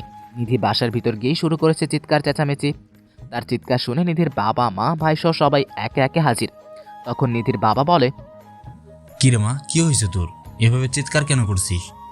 কেউ কি তোকে কিছু বলেছে নাকি? না, আমাকে কেউ কিছু বলেনি। তখন নিধির ভাই নিশাদ বলে, তাহলে কি আমার বোনটা কোনো কিছু চায় নাকি? বল আমাকে, আমি আজকে তোকে এনে দিব। আমার সবাইকে উদ্দেশ্য করে কিছু বলার আছে, আর আমি যা বলবো তোমাদের তাই মানতে হবে। আর যদি না মানো তাহলে আমি কিছু একটা করে বসবো। আচ্ছা বল, তুই যা বলবি আমরা তাই করব। তাও তোর কিছু করতে হবে না। এখন বল কি বলবি? আমি বিয়ে করব। নিধি 7-5 না ভেবে এই কথা সরাসরি বলে দেয় সে বিয়ে করবে। আর নিধির মুখে আমার কথা শুনে পরিবারের সবাই প্রথমে কিছুটা অবাক হয়ে যায়, পরে নিজেদের সামনে নিয়ে বলে, বিয়ে করবি মানে কি? বিয়ে করব মানে বিয়ে করব, আর কোনো মানে নেই। এখন তোমরা বলো বিয়ে দিবে কিনা। ঠিক আছে দিব। বিয়ে করবি এটা তো খুশির খবর। আমি কাল থেকেই পাত্র দেখা শুরু করব। আমি কি তোমাদের বলেছি পাত্র দেখতে? বিয়ে করলে পাত্র দেখা লাগবে না? না, লাগবে না। পাত্র আমি পছন্দ করেছি আর তাকেই আমি বিয়ে করব। মেয়ের কথা শুনে সবাই একদম বোকা হয়ে গেল। পাত্র নাকি মেয়ে নিজেই ঠিক করছে। তখন নিধির বাবা বলে, আচ্ছা পাত্র নিজে ঠিক করছিস, ভালো কথা। এবার বল পাত্র কি করে? পাত্রের বাবার নাম কি? পাত্রের নাম কি? আমরা বিয়ের প্রস্তাব পাঠাই। পাত্রকে তোমরা সবাই খুব ভালো করে চিনো। নিধির কথা শুনে নিধির ভাই বলে, আমরা পাত্রকে চিনি মানে? কে সে, নাম বল। তারপর নিধি যা বলে তা শুনে সবার মাথা ঘুরে যাবার অবস্থা। কারণ নিধি তখন বলে, পাত্রের নাম হচ্ছে সীমান্ত। আমি সীমান্তকে বিয়ে করতে চাই। নিধির কথা শুনে নিধির বাবা দাঁড়ানো থেকে ধূপ করে সোফায় বসে পড়ে। কারণ তিনি জানতেন যে তার মেয়ে এমন কিছুই বলবে যাতে একটু শক লাগে। কিন্তু মেয়ের মুখে সীমান্তের নামটা শুনে মনে হয় শকটা এত জোরে লাগে যে তিনি কথাই বলতে পারছেন না। তখন নিধির ভাই বলে, নিধি, তুই এসব কি বলছিস বোন? তোর কি মাথা ঠিক আছে? হ্যাঁ, আমার মাথা একদম ঠিক আছে। কেন, কি হয়েছে? তুই সীমান্তকে বিয়ে করবি মানে? তুই কি ভুলে গেছিস ও আমাদের চাচাতো ভাই হয়? না, ভুলি নাই। আর চাচাতো ভাই হয়েছে তো কি হয়েছে? চাচাতো ভাই বোনের মাঝেও বিয়ে হয়েই থাকে, এটা খুব স্বাভাবিক ব্যাপার। নিধির কথা তারা যত শুনতেছে তত বেশি অবাক হচ্ছে। ওর ভিতরে ডর ভয় কোনো কিছুই কাজ করছে না। যা মুখে আসছে অকপটে বলে যাচ্ছে নিধি।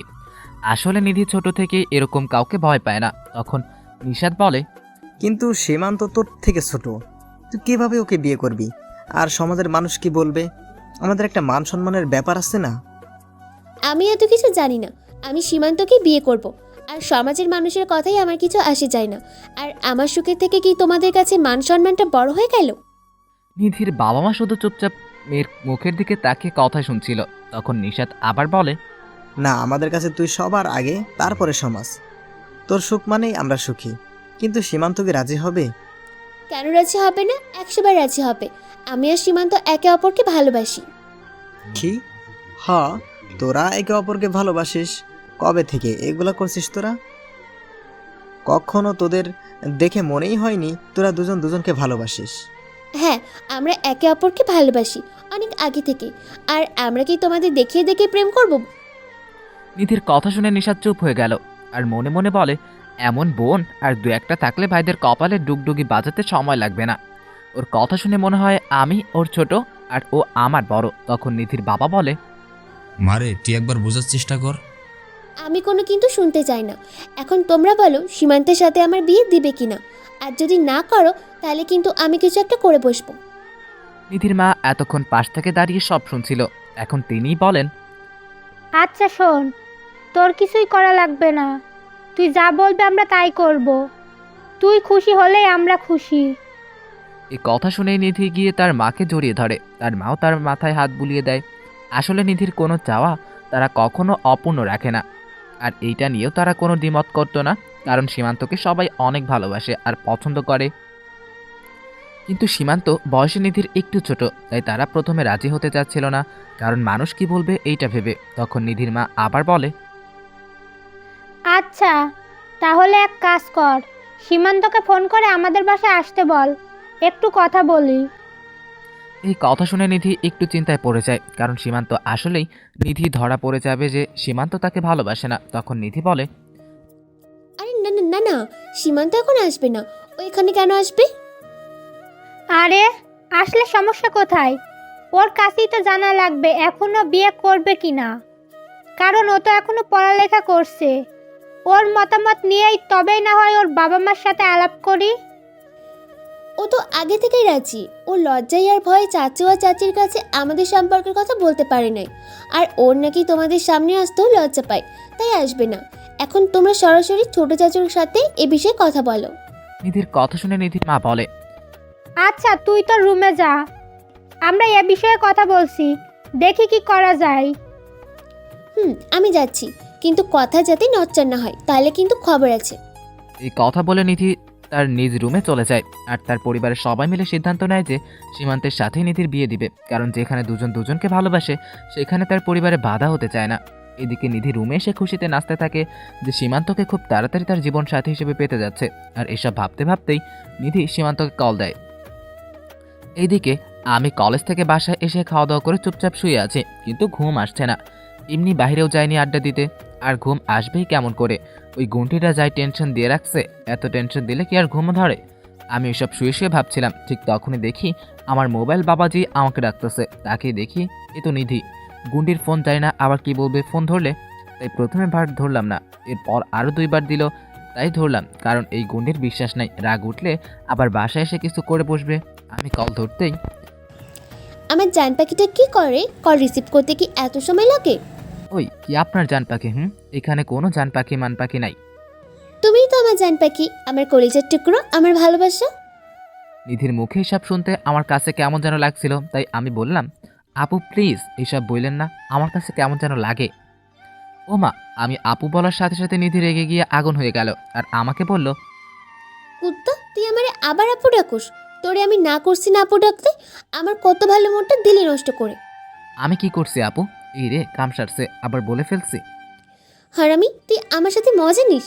এখন যদি তোরে কাছে পাইতাম তাহলে বুঝতি কি করতাম তোকে। কিন্তু ব্যাপার না, কালকে কলেজে যাবি না, তখন তোকে দেখব কোন ঠোঁটগুলো দিয়ে আমাকে আপু ডাকিস। এই বলে ঠাস করে কলটা কেটে দিল। আমাকে আর কিছু বলার সুযোগই দিল না। আমার আর কি করার, চুপচাপ শুয়ে আছি, ভাবছি কালকে কি হবে। পরের দিন আমি কলেজে গেলাম। আজ একটা ইম্পর্টেন্ট ক্লাস আছে তাই আসলাম, না হলে জীবনেও আসতাম না। আমি কলেজের ভিতর যেতেই দেখি ও মা, নিধি আপু দেখি আমার আগে কলেজে চলে আসছে। কিন্তু এত তাড়াতাড়ি তো কখনো আসে না কলেজে, নিশ্চিত আমার জন্য আজ এত আগে আসছে। সামনে পেলে খবর আছে, তাই আমি ওনাকে দেখেও না দেখার ভান করে চলে যাচ্ছি।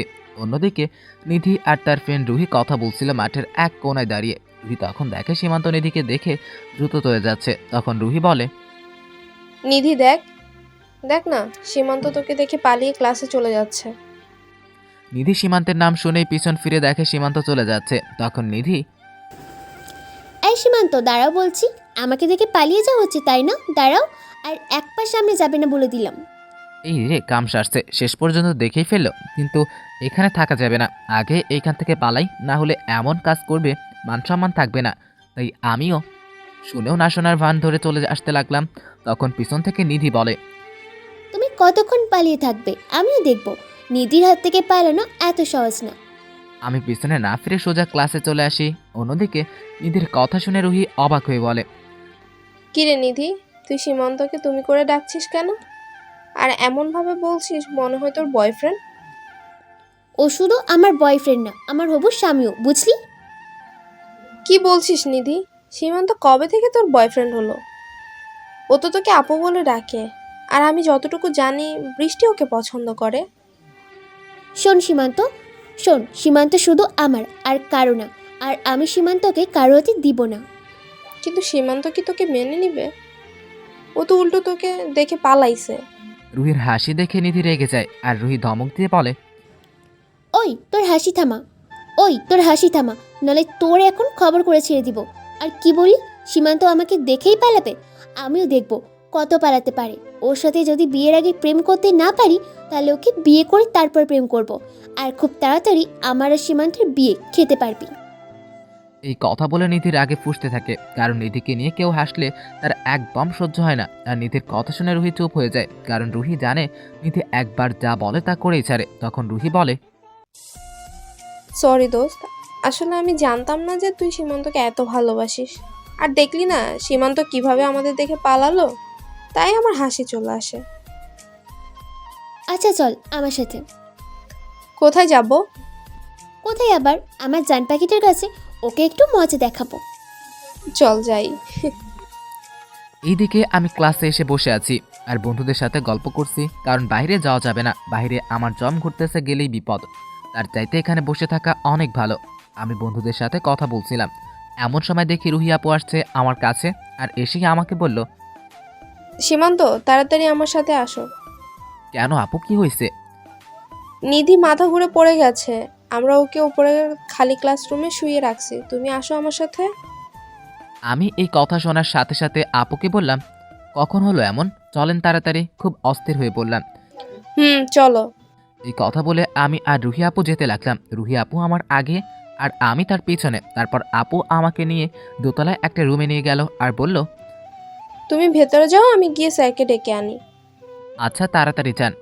আমি রুমের ভিতরে গিয়ে দেখি নিধি একটা টেবিলের উপর শুয়ে আছে। আর আমি আপুর কাছে যেতেই কে যেন বাহির থেকে দরজা বন্ধ করে দিল। আমি দরজার কাছে গিয়ে দরজা ধাক্কা দিলাম খোলার জন্য, কিন্তু এ তো বাহির থেকে বন্ধ। তখন পিছনে তাকিয়ে দেখি নিধি আমার দিকে তাকিয়ে হাসছে আর আমাকে বলে, কি মিস্টার সীমান্ত, দরজা খুলো না। আপু আপনি না অসুস্থ? অসুস্থ ছিলাম, কিন্তু ডক্টর এসে গেছে, এখন সুস্থ। কে ডাক্তার, আর কোথায় ডাক্তার? এই তো আমার সামনে দাঁড়িয়ে তুমি। আর তুমি তো আমার ডক্টর, ভালোবাসার ডক্টর। আপু এগুলা কি বলছেন আপনি? আর দরজা খুলতে বলুন, আমি ক্লাসে যাব, আমার ক্লাস আছে। ক্লাসই তো যাবেই তুমি। আগে আমার ক্লাসটা করে নি, তারপর তোমার যেখানে খুশি যেও। এই কথা বলে নিধি আমার কাছে আসতে লাগলো আর আমি তাকে পিছাতে পিছাতে বললাম, সামনে আসবেন না বলে দিলাম, কিছু করবেন না আমার সাথে। আমি আপনাকে ভালোবাসি না, তাহলে কেন করছেন এমন? ভালোবাসা কিভাবে আদায় করতে হয় নিধি তা ভালো করে জানে। আর কালকে যেন কি বলেছিলাম মনে নেই যে আজকে তোমাকে দেখে নিব। আর সকালেও আমার কথা তুমি শোনো নাই, এর শাস্তি তোমাকে পেতেই হবে। এই কথা বলে নিধি আমার একেবারে কাছে চলে আসে। এত কাছে আসায় নিধির প্রতিটা নিঃশ্বাস আমার মুখে পড়ছিল, যা আমার কাছে কেমন লাগতেছিল। তখন আমি নিধিকে বললাম, প্লিজ কিছুই করবেন না, মানুষ দেখলে খারাপ ভাববে, যেতে দিন আমায়, না হলে আর কিছু বলতে দিল না, তার আগেই আমার মুখ বন্ধ করে দিল তার মিষ্টি ঠোঁট দিয়ে। প্রথমে আমি তাকে বাধা দেওয়ার চেষ্টা করলেও পরে আমার কি হলো নিজেও জানি না। একসময় আমিও তার ডাকে সাড়া দিতে থাকি আর সে আমার রেসপন্স পেয়ে যেন আরও পাগল হয়ে যায়। আমরা এইভাবে আরও কতক্ষণ ছিলাম জানি না, কিন্তু নিধি যখন আমায় ছাড়লো তখন আমার দম যায় যায় অবস্থা।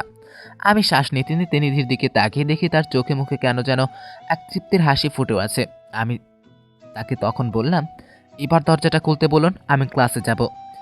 নিধি তখন রুহিকে বলল, রুহি দরজা খুলে দে, আমার কাজ শেষ। এই কথা বলতেই দেখি দরজা খুলে গেল, আর তখন দিলাম এক দৌড়। আমার দৌড় দেখে নিধি হাসতে হাসতে বলে, আজ বাড়িতে যাও, তোমার জন্য বড় একটা সারপ্রাইজ অপেক্ষা করছে। আমি আর কিছু না বলে বাইরে চলে আসি। তারপর আর আমি বাইরে বেরই হই নাই। আর এভাবেই বাকি ক্লাস করে ছুটি হলে বাসায় চলে আসি। কিন্তু আমি কল্পনাও করতে পারি নাই যে আমার জন্য বাড়িতে এত বড় একটা সারপ্রাইজ অপেক্ষা করছে। আমি বাড়িতে আসতেই দেখি আমার ছোট বোন। ভাইয়া হাঁ কর, আমি তোকে মিষ্টি খাইয়ে দিই। বলি আমি মিষ্টি খাইয়ে দিলাম। আমি মিষ্টিটা খেয়ে ওকে বললাম, কিরে বাড়িতে কোনো খুশির খবর আছে নাকি যে মিষ্টি খাওয়ানো হচ্ছে?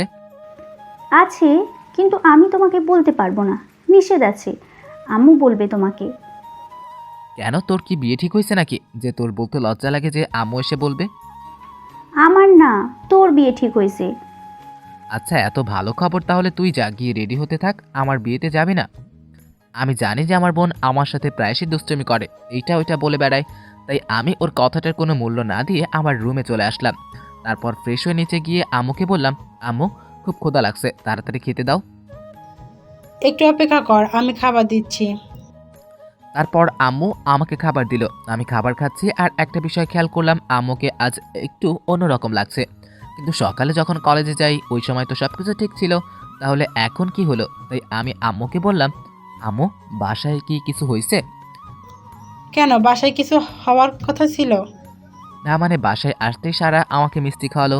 ওকে জিজ্ঞেস করলাম মিষ্টি কেন খাওয়ালো, তখন বললো ওর নাকি বলা নিষেধ। আর এখন তুমিও জানি কেমন করে কথা বলছো, তাই বললাম আর কি। বাসায় কিছু হয়েছে নাকি? বাসায় কি হয়েছে তা তোমার আব্বু আসলে বলবে। এখন খাবার খেয়ে তোমার রুমে যাও।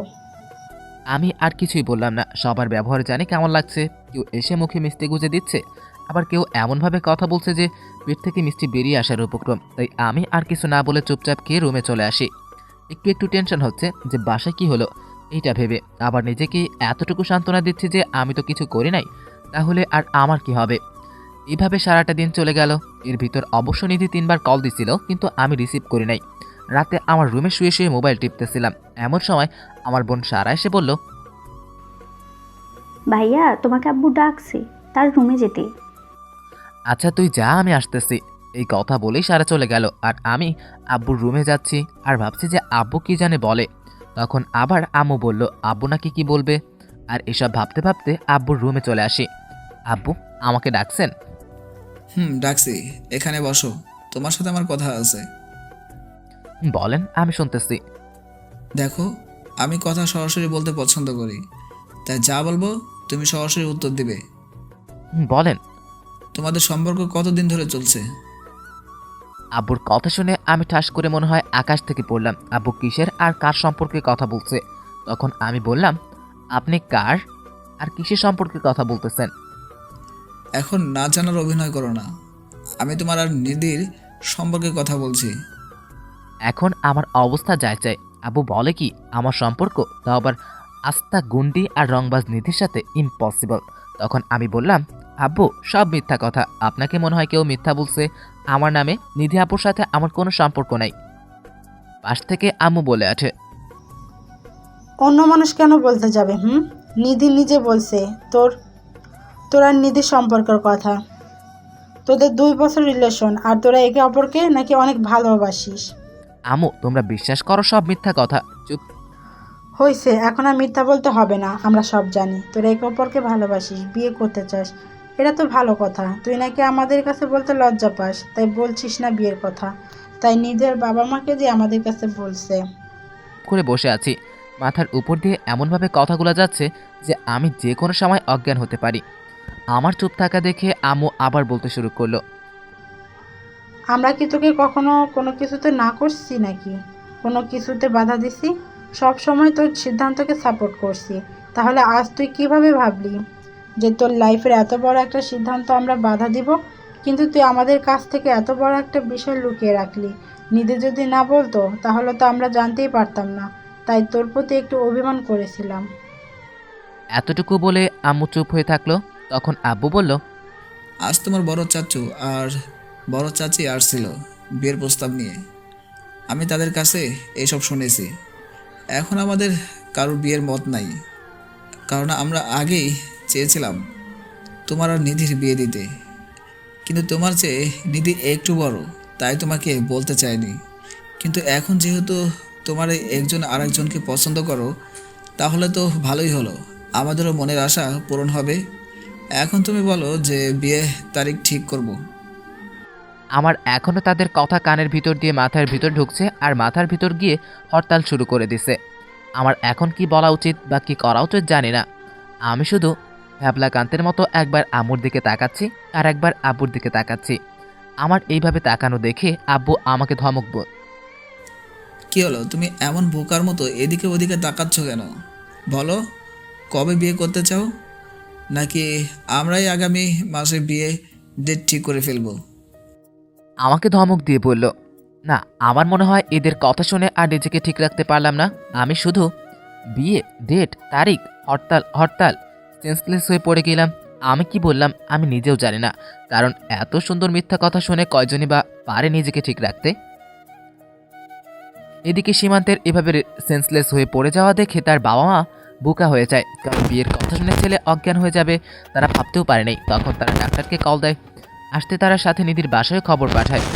অন্যদিকে সীমান্তের অজ্ঞান হওয়ার কথা শুনে নিধি পাগল হয়ে ছুটে আসে সীমান্তের বাসায়।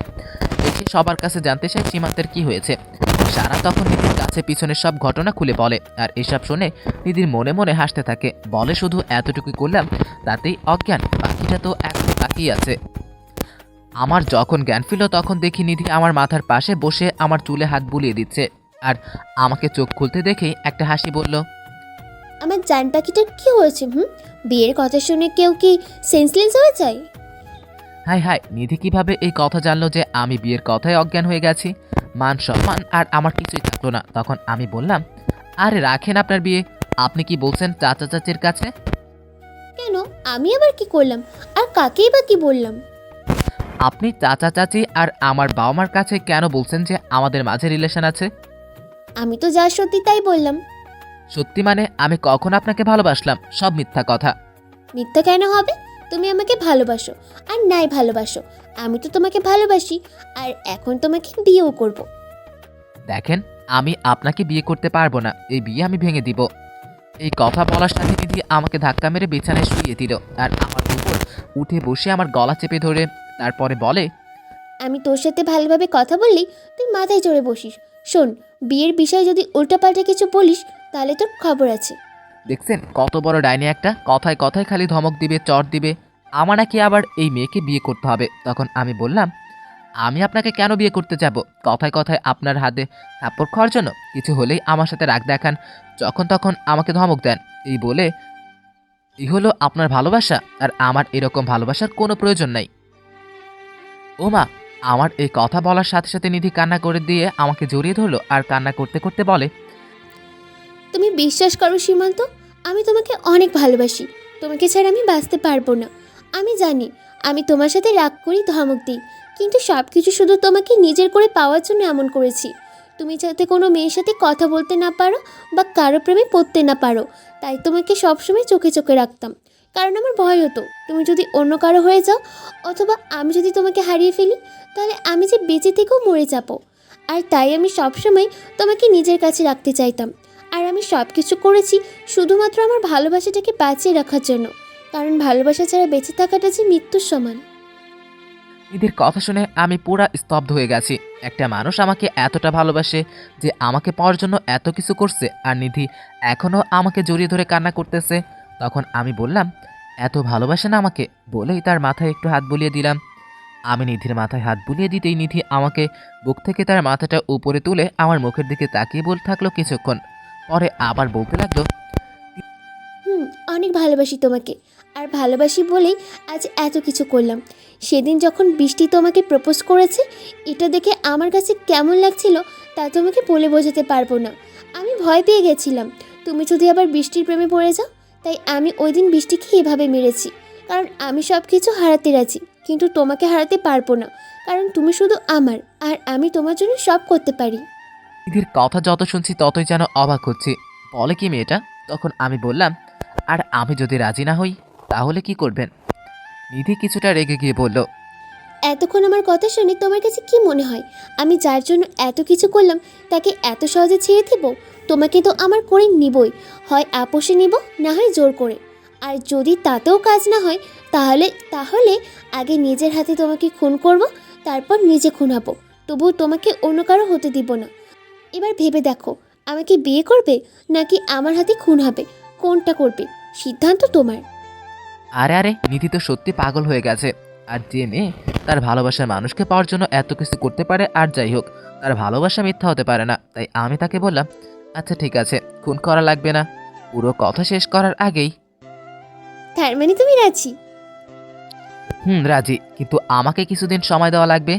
এখন বিয়ে করতে পারবো না, কারণ আমি আপনাকে কখনো ওইভাবে দেখি নাই। তাই আমার কিছু সময় লাগবে নিজেকে ঠিক করার জন্য। আমি এই কথা বলার সাথেই নিধি আমাকে তার শরীরের সমস্ত শক্তি দিয়ে জড়িয়ে ধরেছে। মনে হয় যদি পারতো তাহলে আমার বুকের ভিতর চলে যেত। তারপর নিধি বলল, ঠিক আছে, দিলাম তোমাকে সময়, কিন্তু বেশি দিন না, কিন্তু খুব তাড়াতাড়ি আমরা বিয়ে করব।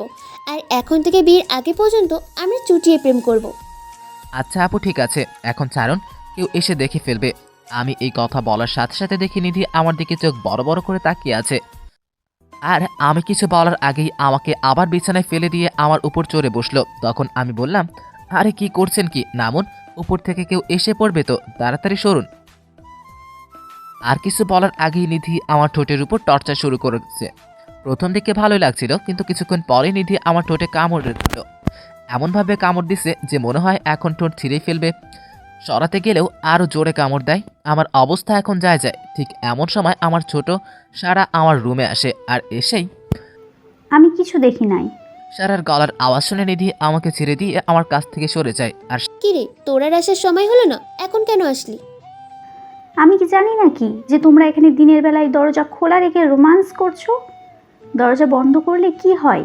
সারাকে বলে, আমি মাথাটা নিচে দিয়ে সব শুনছিলাম। তখন নিধি বলে, তা আমার আদরের ননদটা এখন কেন আসছে? আম্মু তোমাদের ডাকতেছে, বলছে তাড়াতাড়ি আসতে। এই কথা বলেই সারা চলে যায়। তখন আমি নিধিকে বলি, দেখছেন আপনার জন্য এখন কি হলো? আমি এখন সারার সামনে কিভাবে যাব? আমার তো এখন ওর সামনে যেতেই লজ্জা লাগবে।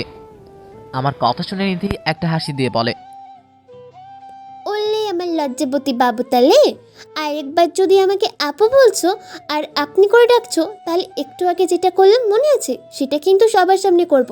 তখন দেখবে তোমার লজ্জা কোথায় যায়। না না, আর বলবো না। আপনার লজ্জা না থাকতে পারে, কিন্তু আমার আছে। সরি। আবার আপনি বলছো তুমি? সরি তুমি, আর এমন হবে না। মনে থাকে জানো। এখন চল নিচে যাই, দেখি কি বলে। চলো। এই কথাটা বলেই আমি আর নিধি আমুর কাছে যাই। আমুর কাছে আসতেই আমু বলল, কিরে, তুই এখন সুস্থ নাকি ডাক্তারের কাছে নেওয়া লাগবে? না আমু, আমি ঠিক আছি, আমার তেমন কিছু হয়নি। তা তো দেখতেই পাচ্ছি, যে ছেলে বিয়ের কথা শুনলে অজ্ঞান হয়ে যায় তার আবার ভালো থাকা। আম্মুর কথা শুনে অনেক লজ্জা লাগছিল, আর সাথে অনেক রাগও হচ্ছিল নিধির উপর, কারণ ওর জন্যই আম্মু এখন আমায় নিয়ে মজা করছে। আর পাশে তাকিয়ে দেখি নিধিও মিটমিট করে হাসতেছে। তখন আমি বললাম, আম্মু প্লিজ আর বলো না, এখন কেন ডাকছো তা বলো। ঠিক আছে, বলবো না। এখন বল, তোরা কি সিদ্ধান্ত নিলি? কিসের সিদ্ধান্তের কথা বলছো আম্মু? সত্যি আমি বুঝতে পারি নাই, কারণ আমি ভুলে গেছিলাম বিয়ের কথা। আমার এরকম হেয়ালিপানা কথা শুনে নিধি পাশ থেকে নিধি বললে, এই তোমার কি মাথাটা গেছে নাকি? মা আমাদের বিয়ের কথা বলছে। কি মেরে বাবা, আম্মুর সামনে কিভাবে নিজের মুখে নিজের বিয়ের কথা বলে, একটু লজ্জা করে না? আর আমার আম্মুকে মুহূর্তে নিজের মা বানিয়ে নিল। মনে মনে বললাম। তখন আমি বললাম, আম্মু আমি এখন কোনো বিয়ে ঠিক করতে পারবো না। ওই কি বললা তুমি? না মানে আম্মু, আমি এখন বিয়েটা করতে চাচ্ছি না, আমার আরও কিছুদিন সময় লাগবে। এটা কি তোদের দুজনের সিদ্ধান্ত? পাশ থেকে নিধি, মা, এটা আমাদের দুজনের সিদ্ধান্ত। আসলে ও একটু সময় চাইছে, তাই আমিও রাজি হয়ে গেছি। ঠিক আছে, তোরা যা ভালো মনে করিস, আমরা কিছু বলবো না। আমি তাহলে সবার সাথে কথা বলি যে বিয়ে পরে হবে। ঠিক আছে। নিধি শুনে রাখ, আজ থেকে সীমান্তের সব দায়িত্ব তোর, মা। এখন থেকে তোর মানুষ তুই সামলে রাখ, আর আমি এর মাঝে নাই। ঠিক আছে মা, তুমি শুধু আমার জন্য দোয়া করো, তাহলেই হবে। তোদের জন্য তো সবসময় দোয়া করি, তা কি আর বলতে হবে? তোরা ভালো থাকলে আমরা ভালো থাকি। কথা বলেই আম্মু চলে গেল। আর আমি শুধু ভাবছি বিয়ে হলো না, কিছু হলো না, তার আগে আম্মু আমাকে পর করে দিয়ে ওই ডাইনিটার হাতে তুলে দিল। এখন আমার কি হবে একমাত্র আল্লাহই ভালো বলতে পারবে। ঠিক তখনই নিধি বলল, এই যে এত মনোযোগ দিয়ে কি ভাবা হচ্ছে শুনি একটু। না কিছু না, আমি আবার কি ভাববো, জীবনটা মনে হয় এইবার তেজপাতা হয়ে যাবে। মনে মনে বললাম কথাটা। আম্মু কি বললো মনে আছে, আজ থেকে তোমার সব কিছুর দায়িত্ব আমার ওপর, আর এখন থেকে আমি যেভাবে বলবো ঠিক সেভাবেই চলবে। যদি একটুও এদিক সেদিক হয় তাহলে মোটেও ভালো হবে না বলে দিলাম। এইটা আবার নতুন কি? আমার তো আগে থেকেই আপনার কথা মতো চলতে হয়। আপনার জ্বালায় কথায় একটু শান্তি পাই। কথা শুনে নিধি পুরা তেলে বেগুনে জ্বলে উঠে বলে, কি বলি তুই? আমি তোকে জ্বালাই? কোথাও শান্তি দিই না তোকে, তাই না? ঠিক আছে, তোকে আমি আরও জ্বালাবো, দেখবো তুই কি করতে পারিস। আর একবার যদি তুই আমাকে আপনি করে বলিস তাহলে দেখবি আমি তোকে কি করি, মনে থাকে জানো। কথা বলে নিধি হনহন করে চলে গেল। আর নিধি এখন আমাকে তুমি করে বললেও রাগ উঠলেই তুই করে বলে। আমার অবশ্য খারাপ লাগে না, কারণ আমিও নিধিকে আস্তে আস্তে ভালোবাসতে শুরু করছি। বর্তমানে এভাবেই চলছে আমার জীবন। সকালে নিধির সাথে কলেজে যাওয়া, তারপর আবার তার সাথে ফিরে আসা, কলেজে কোনো মেয়ের দিকে না তাকানো, যেটা আগে আমার উপর এই হুকুম জারি ছিল, এখন আইন আরও কড়াকড়ি হয়েছে। এক কথায় আমার জীবন এখন নিধিময় হয়ে গেছে। ডানে বামে উপরে নিচে যেদিকেই তাকাই শুধু নিধি আর নিধি দেখি। কিন্তু সবথেকে বেশি উপভোগ করি নিধির ভালোবাসাটা, কারণ পাগলিটা আমাকে বড্ড ভালোবাসে, যা কয়েকদিন বেশ ভালোভাবেই বুঝতে পারছি। আর আমিও আমার পাগলিটাকে অনেক ভালোবেসে ফেলেছি। আজ 3 মাস হলো নিধি আমার জীবনটা পুরোপুরিভাবে দখল করে আছে। আমাকে এক মুহূর্তের জন্য চোখের আড়াল করতে চায় না। আজ আমি আর নিধি একসাথে কলেজে যাচ্ছি, কিন্তু রিক্সা দিয়ে। তখন নিধি বলল, সীমান্ত, তুমি আমাকে কতটা ভালোবাসো? নিধির মুখে এমন প্রশ্ন শুনে একটু অবাক হলাম। বলাই যায়, তাই আমি বললাম, কতটা ভালোবাসি তা তোমাকে কেমন করে বুঝবো? ভালোবাসাকে পরিমাপ করা যায় নাকি? প্লিজ তবুও বলো না কতটা ভালোবাসো আমাকে, আমার খুব শুনতে ইচ্ছা করছে, বলো না প্লিজ প্লিজ প্লিজ। মাঝে মাঝে নিধির এই বাচ্চামোগুলো দেখলে খুব হাসি পায়, আবার ভালো লাগে। তখন আমি নিধিকে বললাম, তোমাকে কতটা ভালোবাসি তা হয়তো তোমাকে বলতে পারবো না, কিন্তু কিন্তু এতটুকু বলতে পারি, তোমার কোলে মাথা রেখে আমি আমার জীবনের শেষ সূর্যাস্তটা দেখতে চাই। জীবনের অনেকটা পথ একা হেঁটেছি, কিন্তু আজ থেকে জীবনের বাকিটা পথ তোমার সাথে হাতে হাত রেখে চলতে চাই। যখন তুমি বুড়ি হবে আর তোমার নাতি নাতনিদের সাথে গল্প করবে, তখন আমি তোমার গল্প বলার কারণ হতে চাই। আর যখন আমি হারিয়ে দূর আকাশের তারা হয়ে যাব, তখন আমার যে স্মৃতিগুলো তোমার বেঁচে থাকার শক্তি হবে, আমি সেই স্মৃতিগুলোর কারণ হতে চাই। তোমাকে নিয়ে আরও অনেক কথা আছে যা আমি হয়তো বলে শেষ করতে পারবো না। আর এইগুলা যদি তোমার কাছে ভালোবাসা মনে হয়, তাহলে আমি তোমাকে অনেক ভালোবাসি। আমি কথাগুলো বলে দেখি নিধির 2 চোখ দিয়ে পানি পড়তেছে। তখন আমি বললাম, এই তুমি কান্না করছো কেন? তুমি আমাকে এতটা ভালোবাসবে তা আমি ভাবতেও পারি নাই, তাই তোমার কথা শুনে আনন্দের চোখ দিয়ে পানি চলে আসছে। আর নিধির সাথে কথা বলতে বলতে কলেজে চলে আসি। তখন আমি, হইছে, এখন আর কান্না করতে হবে না, কলেজে চলে আসছি। তুমি তোমার ক্লাসে যাও আর আমি আমার ক্লাসে যাই। ঠিক আছে। আমি রিক্সা ভাড়া দিয়ে ক্লাসের দিকে যাচ্ছিলাম, এমন সময় কে জানি আমার কাঁধে হাত দিল। পিছনে ফিরে দেখি আমার বন্ধু আতিক, কিন্তু কেন জানি মনে হয় ওর মন খারাপ। তাই আমি বললাম, কি রে বেটা, মন খারাপ কেন? মায়া কি তোকে আবার স্যাকা দিল নাকি? দোস্ত, তোর সাথে আমার কথা আছে, খুবই ইম্পর্টেন্ট। মায়া আতিকের গার্লফ্রেন্ড, তাই একটু মজা করলাম। বল, আমি শুনতেছি। দোস্ত, মায়ার বিয়ে ঠিক হয়ে গেছে, আর আমি মায়াকে ছাড়া থাকতে পারবো না। কি বলিস তুই? এখন কি করবি? আমি মায়াকে বিয়ে করব, তুই যে কোনো একটা ব্যবস্থা কর প্লিজ। আচ্ছা কান্না করিস না, এখন বল মায়া কোথায় আছে? মায়া ওর ক্লাসে আছে। আচ্ছা তুই থাক, আমি আসতেছি। এই কথা বলেই আমি মায়ের ক্লাসে যাই। আর মায়া এবার ইন্টার প্রথম বসে পড়ে। আমি ক্লাসে গিয়ে দেখি মায়া মন খারাপ করে ক্লাসের রুমে বসে আছে। আমি গিয়ে সোজা মায়ের হাত ধরে টেনে পাশে একটা খালি ক্লাসরুমে নিয়ে যাই। দেখি সাথে আরও 2টা মেয়ে আসছে, কিন্তু তারা একটু দূরে দাঁড়িয়ে আছে। তখন আমি মায়াকে বললাম, মায়া তুমি কি আতিককে ভালোবাসো? ভাইয়া, আমি আতিককে অনেক ভালোবাসি, ওকে ছাড়া বাঁচতে পারবো না। বিয়ে করবে আতিককে? করব, কিন্তু কিভাবে? পরিবারে জানলে সমস্যা হবে। ওই ব্যবস্থা আমি করব, তুমি কাউকে কিছু বলবে না। আর কালকে তুমি এই ঠিকানায় চলে আসবে। আচ্ছা ভাইয়া, আমি সময় মতো চলে আসবো। এটা আমি দেখব। আমি মায়া আর আতিককে সব কিছু বুঝিয়ে দিয়ে আবার কলেজ থেকে চলে আসলাম, কারণ আমাকে এখন তাদের বিয়ের ব্যবস্থা করতে হবে। অন্যদিকে লাগছে অন্য ঝামেলা। আমি যখন মায়াকে ক্লাস থেকে টেনে আনি তখন সাথে যে 2টা মেয়ে আসছিল তার মধ্যে একটা মেয়ে নিধিকে বলে, আচ্ছা, সীমান্ত ভাই কি আপনার চাচাতো ভাই লাগে না? তাই জেনে তুমি কি করবে? তুমি কেন আসছো তাই বলো। কালকে সীমান্ত ভাইয়া আর আমার বান্ধবী মায়া দুজনে বিয়ে করবে এই কাজী অফিসে, তাই আপনাকে বলতে আসলাম। কথা শুনবার সাথে সাথে নিধি, এই মেয়ে, কি বলছো তুমি? মাথা ঠিক আছে তোমার? সীমান্ত বিয়ে করবে মানে কি? আমি একটু আগে নিজে দূর থেকে শুনেছি বিয়ের কথা, তারা নাকি কালকে বিয়ে করবে, তাই আপনাকে বলতে এলাম। এখন আপনি বিশ্বাস করলে করেন, না করলে নাই। আর নিধি মেয়েটা কথা শুনে যেন তার পায়ের নিচের মাটি সরে গেল। নিধি ভাবছে যে সীমান্ত তার সাথে এটা কিভাবে করতে পারলো, আর এসব ভেবে নিধির চোখ দিয়ে অঝোর ধারায় পানি পড়তে লাগলো। সে আর দেরি না করে দ্রুত গেল মায়ের ক্লাসরুমে, গিয়ে ওই মেয়েটাকে বলল, তোমার ফ্রেন্ড মায়া কোথায়? আমি ক্লাসে এসে দেখি মায়া ক্লাসে নাই, মনে হয় চলে গেছে। নিধি তখন আরো 2-1জনের কাছে মায়ের কথা জানতে চায়, তখন তারা বলে মায়া নাকি বাকি ক্লাস না করে চলে গেছে। নিধি তখন দেরি না করেই চলে যায় সীমান্তের ক্লাসে, গিয়ে দেখে আতিক ব্যাগ নিয়ে চলে যাচ্ছে। তখন নিধি বলল, আতিক, সীমান্ত কোথায়? তাড়াতাড়ি বল। মায়া ওর ক্লাসে আছে। আপু আমি খুব তাড়ায় আছি, এখন কথা বলতে পারবো না। সীমান্ত একটু বাইরে গেছে, একটা জরুরি কাজ আছে। কিসের জরুরি কাজ বল আমাকে, নাহলে এখান থেকে এক পাও সামনে যেতে পারবি না। এই কথা বলে আতিক চলে যায়, আর নিধি ওখানে বসে পড়ে আর কান্না করতে থাকে। তখন নিধির ফ্রেন্ড রুহি এসে বলে, কি রে নিধি, কান্না করছিস কেন? সীমান্ত আমার সাথে চিট করছে। কি বলছিস এসব নিধি? সীমান্ত তোকে চিট করেছে মানে কি? সীমান্ত আমার সাথে প্রেমের অভিনয় করে কালকে অন্যজনকে কাজে অফিসে নিয়ে বিয়ে করেছে। সীমান্ত তোর সাথে কি করে এমন করতে পারে? তাহলে তুই এখন কি করবি? নিধি চোখের পানি মুছে উঠে দাঁড়ায় আর রুহিকে বলে, সীমান্ত কখনোই নিধিকে চিনতে পারে নাই। ও আমাকে ধোকা দিতে চাইলেও আমি তা হতে দিব না, কারণ নিধি কখনো হাঁটতে শিখে নাই। এখন কি করবি তুই? আমি আজকে সীমান্তকে বিয়ে করব, তোরা খালি দেখে যা আমার খেলা। এই কথা বলে নিধি সরাসরি বাড়ি চলে যায়। যাওয়ার সময় সীমান্ত বেশ কয়েকবার কল দেয় নিধি, কিন্তু সীমান্ত রিসিভ করে না। আর নিধি তখন সত্যি ধরে নেয় সীমান্ত তাকে ধোকা দিচ্ছে।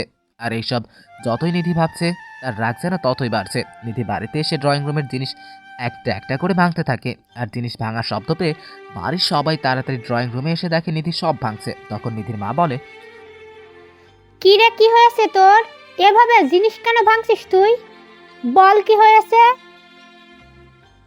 আমি আজকে সীমান্তকে বিয়ে করতে চাই। তুই কি বলছিস? আজকে বিয়ে করবি মানে? বিয়ে কি কোনো ছেলে খেলা নাকি যে তুই বললি আর বিয়ে হয়ে গেল? আমি যখন বলছি আজকে বিয়ে করব, তার মানে আজকেই করব। তোমরা কিভাবে ব্যবস্থা করবে তা তোমরা জানো। আর যদি আজকে বিয়ে না হয় তাহলে আমি আত্মহত্যা করব, আর আমার মৃত্যুর জন্য তোমরা দায়ী থাকবে। নিধির এমন কথা শুনে সবাই অবাক হয়ে গেল। তখন নিধির মা বলল, নিধির এই কথা শুনে সবাই বেশ ভয় পেয়ে যায়, কারণ নিধি আর যাই বলুক কখনো মরার কথা বলে না। তখন নিধির ভাই নিশাদ বলে, নিধি তার ভাইয়ের কথা শুনে কান্না করে দেয়। তখন নিধি বলে, নিধি বোন আমার, তোর কি হয়েছে আমাকে বল, কেন তুই এরকম করছিস? সীমান্ত কি তোকে কিছু বলেছে? ভাইয়া, সীমান্ত আমার সাথে চিট করেছে। সীমান্ত চিট করছে মানে কি বলছিস এসব? হ্যাঁ ভাইয়া, আমি ঠিক বলছি। সীমান্ত আমাকে ঠকিয়ে কালকে অন্য একটা মেয়েকে বিয়ে করেছে কাজী অফিসে। নিধি, তোর কোথাও ভুল হচ্ছে। আমরা সীমান্তকে খুব ভালো করে চিনি, ও কখনো এমন কাজ করতেই পারে না। আমার কথা ভুল হচ্ছে না। যে মেয়েকে সীমান্ত বিয়ে করেছে তার বান্ধবী নিজে আমাকে বলেছে, আর আমি সীমান্তের ফ্রেন্ডকেও জিজ্ঞাসা করেছি, সেও বলেছে সীমান্ত কাজী অফিসে গেছে। তার মানে আমি নিশ্চিত সীমান্ত আমাকে ছেড়ে অন্য মেয়েকে বিয়ে করেছে। নিধির কথা শুনে সবাই কিছুতে বিশ্বাস করতে পারছে না সীমান্ত এমন কাজ করবে। তাই আবার নিশাদ বলে, তারপরও আমার মনে হয় এখানে অন্য কোনো বিষয় আছে যা তুই হয়তো জানিস না, তাই তুই সীমান্তকে ভুল বুঝতেছিস। একটু সময় নে, দেখবি সব ঠিক হয়ে যাবে।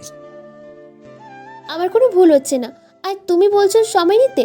আমি এখানে সময় নিয়ে বসে থাকি আর ওইদিকে সীমান্ত বউ নিয়ে চলে আসুক, তা তো আমি হতে দিব না। আমি আজকেই বিয়ে করব, তাতে আমার ধারণা ঠিক হোক আর ভুল হোক।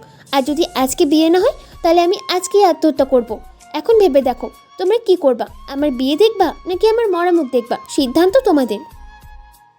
এই কথা বলে নিধি তার রুমে চলে যায়। সে রুমে গিয়েই সীমান্তকে কল দিতে থাকে, কিন্তু সীমান্ত কল এখনও রিসিভ করছে না, কারণ সীমান্তের ফোন পকেটে চাপ লেগে সাইলেন্ট হয়ে যায়, যার ফলে সীমান্ত বুঝতে পারছে না যে কেউ কল দিছে। এদিকে নিধির এরকম কথা শুনে সবাই মিলে আলোচনা করে সিদ্ধান্ত নেয় যে আজকে রাতেই পারিবারিকভাবে নিধি আর সীমান্তের বিয়ে হবে। পরে একসময় বড় অনুষ্ঠান করা হবে। নিধিকে বিয়ের কথা বলতেই নিধি অনেক খুশি হয়ে যায় আর মনে মনে রাখতে থাকে সীমান্তের উপর। নিধি ভাবছে একবার বিয়েটা হয়ে যাক, পরে সীমান্তকে দেখে নিবে। তারপর নিধির পরিবারের সবাই মিলে সীমান্তের বাসায় চলে যায়, কারণ বিয়েটা সীমান্তের বাসায় হবে। অন্যদিকে আমি কলেজ থেকে বের হয়ে আর বাসায় যাইনি। সারাদিন অনেক জায়গায় ঘুরে আতিক আর মায়ের বিয়ের সব ব্যবস্থা করে ফেলছি, যাতে কালকে তাদের বিয়ে দিতে কোনো সমস্যার মুখোমুখি হতে না হয়। আর এইসব করতে করতে প্রায় সন্ধ্যা হয়ে আসছে। সারাদিন মোবাইলটাও হাতে নেওয়া হয় নাই, তাই পকেট থেকে ফোনটা হাতে নিতেই চোখ আমার কপালে উঠছে, কারণ মোবাইলে চেয়ে দেখে নিধি কল দিছে 100 বার, আম্মু কল দিছে 40 বার। আব্বু কতবার দিছে তা না হয় নাই বললাম। আমার ফোন যে সাইলেন্ট হয়েছিল আমি বুঝতেই পারি নাই। তখন আমি আম্মুকে কল দিলাম, আর আম্মু কল ধরে, ওই হারামজাদা তুই কোথায় আছিস? আম্মু আমি একটা কাজে আসছিলাম, তার জন্য বাড়িতে আসতে পারি নাই, আর আমার ফোন সাইলেন্ট ছিল, তাই তোমাদের কল ধরতে পারি নাই। আরে রাখ তোর কাজ, তুই যেখানে আছিস 30 মিনিটের মধ্যে বাসায় আসবি। আচ্ছা আমি আসছি, বাসায় কি হয়েছে নাকি? তুই তাড়াতাড়ি বাসায় আয়, তাহলে নিজেই দেখতে পারবি বাসায় কি হয়েছে। এই কথা বলে আম্মু কলটা কেটে দিল, কিন্তু আমি কিছুতেই বুঝতে পারলাম না আম্মু এইভাবে কেন কথা বললো। আর বাসায় অনেক চিৎকার চেঁচামেচির আওয়াজ শোনা যাচ্ছিল মোবাইলে। আবার নিধিকে কল দিলাম, কয়েকবার সেও কল ধরলো না, মনে হয় রাগ করছে আমার উপর, কারণ পাগলিটাকে আজ সারাদিন কল দিই নাই। আর এইসব কথা ভাবতে ভাবতেই বাসায় চলে আসি। আমি বাসার ভিতর যেতেই আব্বু বলল, সারাদিন কোথায় ছিলে তুমি? আব্বু একটা কাজ ছিল তাই একটু বাইরে ছিলাম।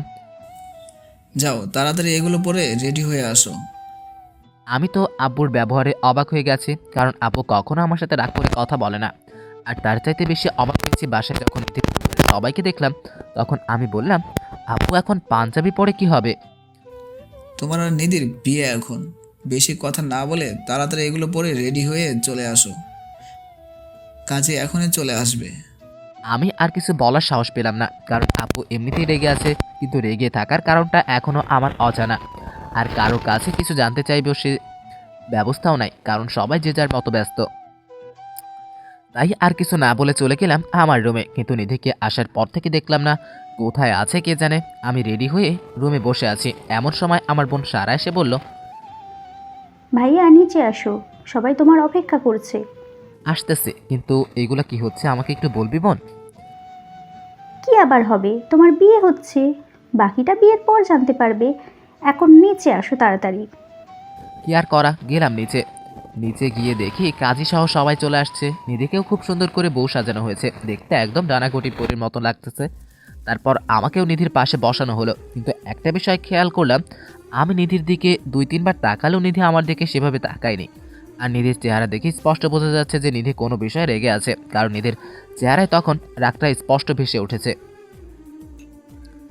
কিছুক্ষণ পর কাজী আমাদের বিয়ের কাজ শুরু করলো। তখন কাজী সাহেব আমাকে কবুল বলার জন্য বলে, আমি একটু সময় নিয়ে কবুল বলে দিলাম। তখন কাজী সাহেব নিধিকে বলে কবুল বলতে, আর নিধির সাথে সাথেই কবুল বলে দেয়। মনে হয় কবুল বলার জন্য কোনো কবুল প্রতিযোগিতায় উঠেছে, যে তাড়াতাড়ি বললেই জিতে যাবে। তারপর আমাদের বিয়ে সম্পূর্ণ হয়ে গেল। আমাদের বিয়ের পরে বাইরে থেকে যারা আসছিল তারা খাওয়া দাওয়া করে চলে গেল।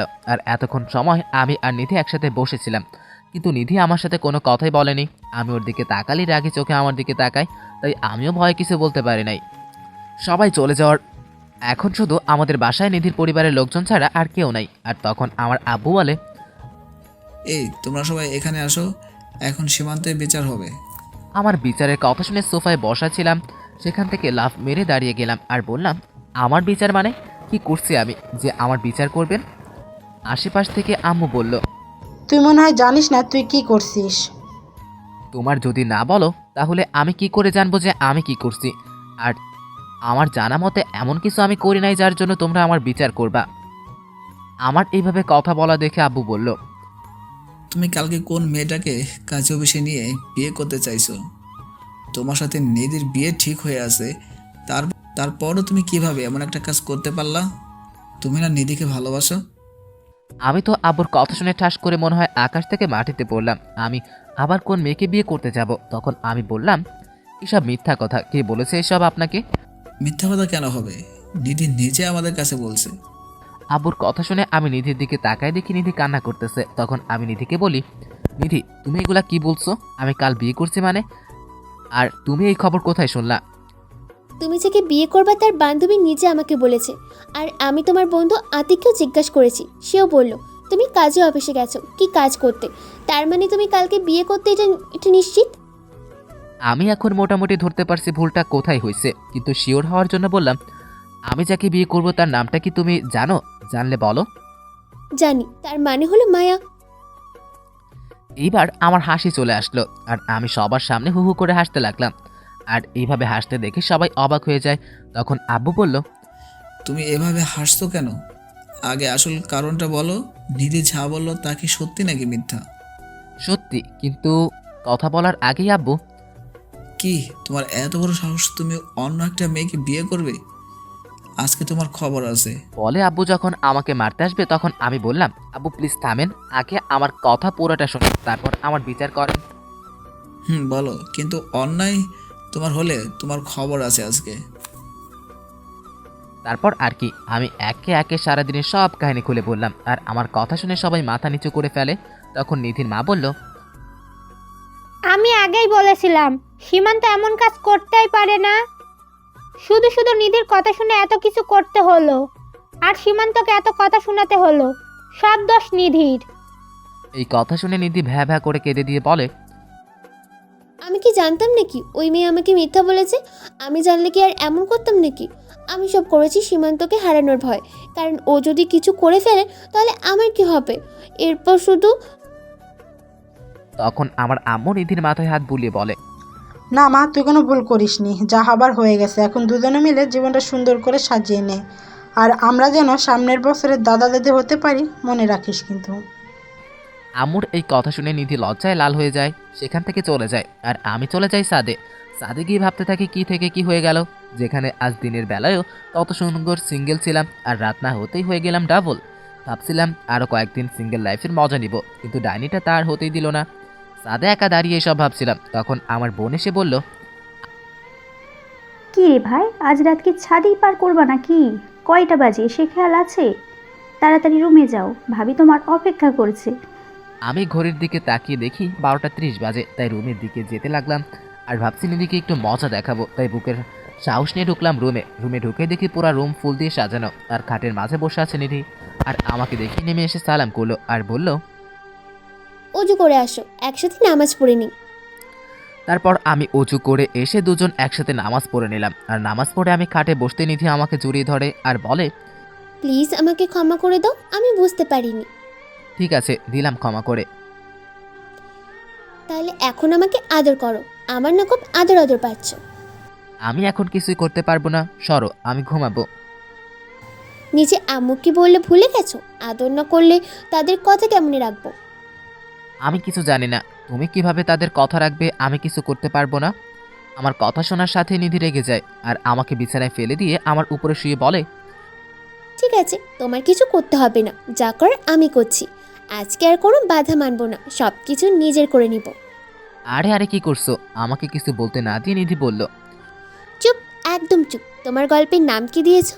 ভয়ঙ্কর রাগী রংবাজ সিনিয়র চাচাতো বোন, তাই না? এখন আমি তোমার ভয়ঙ্কর রাগী রংবাজ সিনিয়র বউ, আর রংবাজ বউ এখন তোমার সাথে রংবাজি করবে। এই কথা বলে নিধি সীমান্তের উপর ঝাঁপিয়ে পড়ে রংবাজি করতে, আর বাকিটা ইতিহাস।